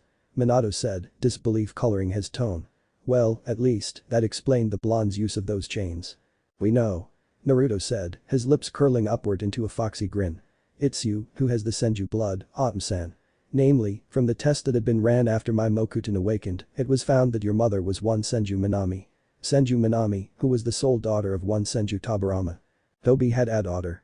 Toby had been with Aom and Toby had married." Hashirama choked. Minato's eyes went very wide as Naruto said that he had the Senju blood. Son of Senju Minami and grandson of Senju Tobirama. His mind came to screeching halt and he slowly looked at the silver-haired Kage on his left. The Kage whose Hirishin he had recreated. Grandson of Senju Tobirama. Minato looked back at Naruto, whose face was utter calmness. His little whirlpool prince blamed Kushina for that nickname, but then again, Naruto would have been a prince in everything but title if only Yuzu still stood, was speaking about this as if he were commenting on the weather. He couldn't help it. He gaped. Tobirama's mind froze at the thought his sweet yet wild daughter had lived a life long enough to have a son of her own. His line continued. His blood lived on. And his grandson had become the Yondaime Hokage with an S rank. He had asked Koharu in passing with what had Minato earned the hat. Koharu's short explanation had left him suitably impressed. And this self-sacrificing genius who'd recreated his Hirishin from scratch was his own grandson. A grandson he was very proud of and he was sure his daughter would be as well were she alive to see him. On the top of it all, his half-Uzumaki great-grandson had carried the Mokuton. Tobirama couldn't help the prankster grin that stretched across his face as he looked at his older brother. Hashirama sued him. "You owe me one, Aniki," he said. Hashirama's sulky face was the almost best part of his day. The various expressions and emotions that went through his family's faces and the ones he could feel from them were almost not even he was nor had been this expressive. No. He refused to believe he had been licketed. Still, as he looked at Sasuke, his brother's face said something completely different. As their gazes met, he knew it. "You can't even deny their your deep black eyes seemed to say," and Naruto huffed, scowling a bit. The amusement which flashed through Sasuke's annoyingly regal, damn the two good genes. Features only made him even sulkier. After a few more moments of total disbelief, all three former Hokage calmed down somewhat, their gazes settling on him and Sasuke once more. "Any more shocking revelations, boys?" his father asked as he rubbed his face. Sasuke cracked a grin. "But we're just getting started," he said. Naruto almost rolled his eyes at the glee rolling off of his brother. "What else do you have to say, young Uchiha?" The Shade asked, his brown gaze settling on Sasuke. Sasuke hummed. "I bet you all heard about the Rikiden Sennin and how he brought peace and shared chakra with the world." When the three nodded, Sasuke continued. "I assume you are also aware of stories that state that the Senju, Uzumaki and Uchiha are all the Sennin's descendants." "Yes." His great-grandfather said, quirking an eyebrow at Sasuke. "But what does that have to do with anything?" Naruto couldn't help the snicker that escaped him. His father's disapproving look reminded him of another life when another man, with ringed purple eyes glared at him when he did something inappropriate. The thought made him hold back the laughter very fast. The anger of Senju Namikaze Minato he could stand, but thinking about the disapproval of a certain Sennin was a completely different matter altogether. After peace was established and the teachings of ninja created, the Sennin had two sons of his blood. Naruto said, trying to banish his previous thoughts. The older inherited his yin chakra and eyes, thus the Sharingan was born. The younger inherited his yang chakra and body, the strong chakra and vitality. Acre-free perfect childhood, loving father and brother. Really, nothing missing. Save for the fact that aforementioned older son Indra was a prodigy even by the high standards of the Otatsuki clan and the Sennin. He sallowed, the old memories still burning with phantom pain, despite all that had happened between Thanano, the younger, Asura was a prankster, no good. But a hard worker. Sasuke suddenly cut him off, his gaze searing, even with his Sharingan being dormant, Indra was the responsible one. Whose greatest treasure was family, his younger brother, in fact. But despite that, he was a loner who spent his time honing his skills in ninja. He was always too busy trying to be the perfect son to actually stop and think about the meaning of those teachings. Nearing the end of his life, the Sennin had set a task for his sons to complete. Indra had made it back first, but he had left and arrived alone. Asura brought followers, friends, whom he taught how to handle their problems by themselves, yet together. And so, seeing the results, the Sennin had named Asura his heir, despite being younger. Naruto's breath hitched and he continued. Indra had retreated on his own and grew more distant. Jealousy and anger drove a wedge between the brothers. That anger and jealousy had turned to hate, which then consumed Indra. The brothers fought. Sasuke whispered, one with the intent to kill, the other with the intent to reunite the fractured family. As time passed, both of their prowess grew. Indra gained a higher level of the Sharingan, unlocking powers not seen before, while Asura gained ability to get in tune with nature and thus, unlocked Mokuton. It also allowed him to harness ninjutsu more easily. Indra fought on his own, and Asura fought side by side with their oldest siblings, the 9 Bijj. The more time passed, the more skeptical the Bijj grew that Indra would return to them. Eventually, both settled and had their own families. But they fell at each other's hand on the battlefield. Sons and daughters swore vengeance for their fallen fathers. Then fallen brothers, children, parents, a vicious, never-ending cycle. Sasuke took a deep breath. Indra's descendants became the Uchiha, wielding his eyes, although nowhere near as powerful as his. Asura's descendants became the Senju and later, distant relation, the Uzumaki clan. But it was not over. Naruto said softly. The chakra of Otatsuki was something else, and both sons clung to their belief strongly. So strongly in fact that they defied the laws of kami just to prove their point. So as time went by, they were reborn again and again within their own families, fueling the bloody war, which by the time, had lost its meaning. With each reincarnation, they grew stronger and more aware. Sasuke sighed, but something happened. The one who had manipulated Indra so long ago, the one who had played with his feelings of anger and betrayal masterfully enough to turn him against the person he treasured the most, he took a deep breath, he was not of this world, not a human. So he lived, drifting through time and waited and watched as the sun's transmigrants tried gouging each other's eyes out. He watched the latest fight between the transmigrants, and after Asura's transmigrant won, this evil helped him recuperate from that fight, for Indra's incarnate, even without manipulation, clung to his beliefs too strongly to simply die. This shade convinced the most recent incarnate of Indra of something horrible. It made the man believe that those plans, set to destroy the world, were not destruction, but the only way to attain peace. And so, the Kikbi's attack happened 12 years ago, orchestrated by the man, that old Uchiha, who had once held Indra's chakra. That Uchiha had deceived another, it was that younger unknown Uchiha, who boldly claimed to be Madara, who had set the Kikbi free. But the cycle continues, yet it is also broken. Sasuke said. For the selfless sacrifice of loving parents had saved a child. The child with the blood of Uzumaki and Senju in his veins. A child who was as much the boy his mother birthed, the last of the clan's main family, as much he was the very first. There was a moment of silence and their eyes met. As much Asura, as much Naruto. Sasuke murmured. And as much Indra, as much Sasuke. Naruto replied. They both sighed, tired and their emotions turbulent. The memories, despite them having made peace long ago, were still painful. After a moment of silence, both looked up at the three Hokage who were sitting there motionless. And as the words made sense, all their eyes went wide, shock and disbelief written across their visage. Minato stared. For a moment his brain stopped working, trying to process all that had been revealed. His mind was a numb emptiness for a second. Impossible yet, it was somehow still possible. Naruto was his son. Yet, Naruto was also someone else's son. And Sasuke too Mikoto's and Fugaku's son. Yet, also someone else's son at the same time. And being that someone else's son made them brothers, too. Real brothers by blood, sharing the same parents, not just brothers by oath, as he suspected them to be now. And that someone else was Thirikidm Sennin himself. He had thought the man had just been a legend, and here he sat, on the plateau behind the monument, with his son and almost son, who were the reincarnations of said legendsons. Indra and Otatsuki. Those were the names they carried in their first life. Huh, how strange did that sound? Progenitors of the Uchiha and the Senju Uzumaki clans. Hisanbati was also his ancestor, just how much more messed up could this be? Kami-sama above. He was almost scared to voice his question. But, he had to know. Which names do you use, then? Sasuke arched an eyebrow in a regal fashion. Sasuke and Naruto, of course. Those were the names we were given, no? Yes, we remember a different life, every part of it, the happy, the sad, the bloody parts. But we live in the present, not the past, Hokage-sama. The past should stay where it is. Naruto said. There has been enough bloodshed between the families for the mistakes we had made and continued making, in fact. For after that first time, there have been countless other lives, reincarnation, transmigration. Whichever suits your tastes. There's always been one of our blood who carried a spark of our chakra, all our beliefs. And because then we and those who had been chosen could never agree, the war turned bloodier and bloodier. Who were those people? Hashirama asked carefully. Those like you, Imian. Sasuke's black eyes flashed with amusement. Hundreds of years had passed. Countless of those names are now meaningless. Well, those shinobi had been legends of their own who have reshaped the world with their power and beliefs, as myself and my brother had time dulls truths. Truths are lost and ignored. Why, do you think no Senju or Uchiha ever remembered that they had once been cousins? Or why no Uzumaki or Senju remember that they had once been siblings?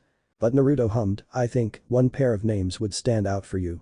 A pair who were like us, powerful, their beliefs shaping and changing the world into what it is today. A pair who, well achieved more than most, was separated by the very same thing that had brought them together in the first place. Their beliefs and a dream of a peaceful world. And who were those two? His grandfather asked. That was another thing. Getting used to the fact that he had a family, a clan. And that legendary shinobi, like Tobirama and Hashirama, were his family. Minato looked at the boys with a raised eyebrow. Both of them seemed vaguely amused. Asura's chakra had been attached to Senju Hashirama. Sasuke said. There was a heartbeat of silence. Nani the Shadame exclaimed, his eyes wide. Minato was sure the entire village heard that, and now everyone was wondering just what the hell was going on up here. Naruto chuckled. Take a guess who carried Indra's will at the time. Madara. His grandfather said, his tone calm, matter of fact. It was Uchiha Madara. Naruto nodded approvingly towards the Nidai. Correct. You mean we Madara and I Hashirama made a few clumsy hand gestures, all this wasu work? Naruto shook his head with a small snort. No. You're still you. What you've achieved side by side is Alyar and Madara's work, not mine or my brother's. What you did is history for us, as it is for everyone from this time. Actually, everyone lived their lives normally and did things as they would have happened anyway, reincarnation or not. It just drew those two individuals closer to one another. Creating a sort of odd link, other than the bloodshed, between the Senju and Uchiha. Minato sighed, rubbing his face. I'm kind of lost. He admitted. He may have been called a genius, but this was a bit too much to wrap his mind around. He hadn't even dealt with the fact that his son had lived once before and now they were adding more information to the pile. Asura was Hashirama. Sasuke said calmly. But Hashirama was never Asura. Asura is Naruto, but at the same time, Naruto is Asura. It's the same with me. Does that make sense? It does. Tobirama said slowly. In an odd way, but it does make sense. Minato groaned, running a hand through his hair. His head hurt. All the kami above, his son and Sasuke were harder to deal with than Kushina and his former genin team combined. Maybe there was something good about dying when he did. If he were alive, then half his hair would be missing by now and the remaining half would have turned grey with stress. Sasuke watched the three Senjus with barely contained amusement. Their expressions were so much like his brother's that he needed all his self-control not to break down laughing. Still, he couldn't help the amused smirk that made itself known. "What's so funny?" the yondaime asked. Sasuke shook his head. "Nothing." He stood up as he felt Gaara's chakra shift. "It's just that you three are so much like Asura and Naruto at once that it's entertaining. At the same time, you are so different than him that I can barely believe you're his family." "Boy and plus Ama." Naruto huffed. He looked at the blonde and rolled his eyes, turning towards Gaara, who was now on his feet, studying them curiously, yet still unsure. Probably because of the Hokage's presence. "So? How are you feeling?" Gaara smiled. "Better. Much better. My chakra is off but it's going to be off for a bit," Naruto said apologetically. "The different seal needs more of your chakra to hold and it allows less of Shikaku's own chakra to mix with yours. In short, your chakra control is shit. So you'll have to relearn that." Gaara looked suitably horrified at that. What? Sasuke patted his shoulder. "It's Ahide Kabuto's gone trough as well, considering we had to change the fox's seal, too. You'll manage." Gaara gave a small scowl. "Says the one who's lived twice and literally invented ninjutsu." Sasuke grimaced at that. "I see Shikaku told you a few things. My invention of ninjutsu is not something I'm proud of. Considering how much we and later everyone twisted ninja for their own means, I didn't think it's something to be proud of." "Now invented ninjutsu?" the Nidaime asked with a raised eyebrow. Sasuke nodded. "Yeah. And Asura was the one to lay the foundations of chakra healing." "Any more mind-blowing information?" Sasuke shook his head. "That's all, Isuppus, Minato-sama. Did we miss something, Otanto?" "I don't think so.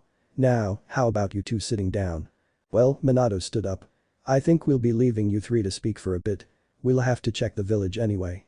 Since there is no official Hokage, it's either the council grabbing for more power or the village will end up like headless chickens. So we'll step up, temporarily. And then we'll have to find someone to become the godame." "What happened to the Senju?" Tobirama asked, looking at Naruto. Naruto shrugged. "Hadn't asked the Sandaime. Hadn't been that close and after graduation we became kind of busy. Ik know that the only other Senju left is Tsunade, but she hadn't set foot in the village since Autumn-san and OK-san died in the ceiling."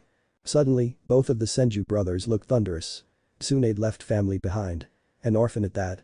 the Shodai asked. What had become of my sweet girl?" "Abandoning family." The Nidai glared at his brother. "See? I told you that spoiling the girl will come and bite you back someday. And all that spoiling you and Mito coddled her and now she turned her back to the village. Her family." Naruto frowned. "Yeah. I have some issues with the people left of my family. My godfathers just turned up a month ago and sauntered into Namika's property as if he'd owned the place and when he dumped in on my head that he was in fact my godfather, he expected me to welcome him with a hug and a pat on the back. You hadn't known that Jiraiya-sensei was your godfather?" Naruto looked at his father and shook his head. "No. I only had Sasuke for a very long time. Oh, and the Anbu, who guarded us. Kakashi and Yamato among them, who are now our senseis. So the four of us are a little misfit family. And add the grumpy fox too. He's actually helpful after he got over Indra's betrayal. We needed to have a long chat with him, but it's worth it. One more sibling along for the ride." He grinned. "A sibling?" the Shodame asked. Sasuke hummed. "Of course. The Bijkar are older siblings." He looked at Gaara, "which kind of makes the other Kriki our family, too. Oh, and the Kagaya of Kiri and the Haika too. Homura Oji-sama's daughters, after all, were the progenitors of those clans." "I need a drink," the Shodai murmured. "For once, I agree with you, Anija." The Yondaime seemed the worst off and were he alive, Sasuke would have said to visit a hospital. "I need more than one drink. And a few blows of ramen." "Lead the way," the Mokuton user murmured. Sasuke doubted that dead resurrected people could get drunk, but he decided not to mention it. The three seemed to be in a bad shape anyway. Once the three Senju were gone, Gaara looked at them a bit uncertainly. "What you just said, did you mean it? About family?" Naruto smiled brightly, his grin rivaling the sun. "Of course he meant it. The Bijkar are siblings. So their Jinchuriki are also our family," he said, reaching forwards to hug Gaara. Gaara's eyes went wide. "I never really had a family, despite having a father and siblings. My father just wanted Oppen and my siblings fear me, like everyone else in Suna," he muttered. Sasuke frowned at that. Asura had been his greatest treasure in his first life and even now Naruto was no less important. Despite everything that happened, they were still brothers. There was no greater treasure in the world than a sibling. So it was hard for him to comprehend how Gaara's own siblings could fear him so much to alienate him. He patted the Redeed on the shoulder to comfort him, but Naruto had different ideas. The blonde pulled at his garments and he lost his balance despite sitting down and they ended up on the grass like a ball of tangled limbs. Naruto laughed. Big family hug?" he asked sheepishly. Sasuke glared and for a moment the thought of strangling him appeared in his mind. But then, Gaara chuckled. Sasuke shifted his gaze and for a second he saw the loneliness in his eyes. The same loneliness he'd seen in Naruto during the early days of the academy. Shukaku was their sibling. And now, so was Gaara. His lips twitched upwards as he brought both of them into a short hug. "Yeah, family. And let Satsuki never leave their own behind." "Family," Gaara muttered, "thank you. Thank you both." The three deeds grip was a bit stronger than it was comfortable, neither him nor Naruto voiced it. Now that the questioning of his siblings was over, he could see them again and thanks to the word of the Shadame all three of them could go home. Gaara was glad that he could go back to Suna but at the same time, he was afraid of leaving. Days had passed and even those short few days were interesting. And a time he would forever cherish. Naruto and Sasuke or maybe Asura and Indra. He still couldn't decide which names would be more appropriate to use, had showed him what it was like to have people who didn't fear him. They also spent time with the Bijk, which helped him build the start of something nice with Shukaku. He's also learned that Kurama was the Kikbi's proper name. Naruto had mentioned it once during the mess, but then, it had not made much sense. He stopped before the door, which separated him from Temari and Kankuro. He was a bit unsure his relationship with them had never been the best. And now he feared what they would think of him. "They're your siblings," Sasuke said. "And no matter what happens, your siblings always stand by you. No matter how cold and distant you were with them or how much of an idiot. Whichever the case." Gaara took a deep breath and stole a glance at the uchiha. "Are you sure?" Sasuke gave a small snort. "I think I will know it better than most." Gaara hummed. "True, Asupis," he muttered. It was strange to think that two who were around his age were also technically older than him. Much, much older. But the wisdom and power which came with that age suited both Naruto and Sasuke strangely well. He carefully wrapped his hand around the knob for practice and opened the door. Oh, it'll be annoying to train his chakra control again, but at least he could now sleep at night like every other normal person.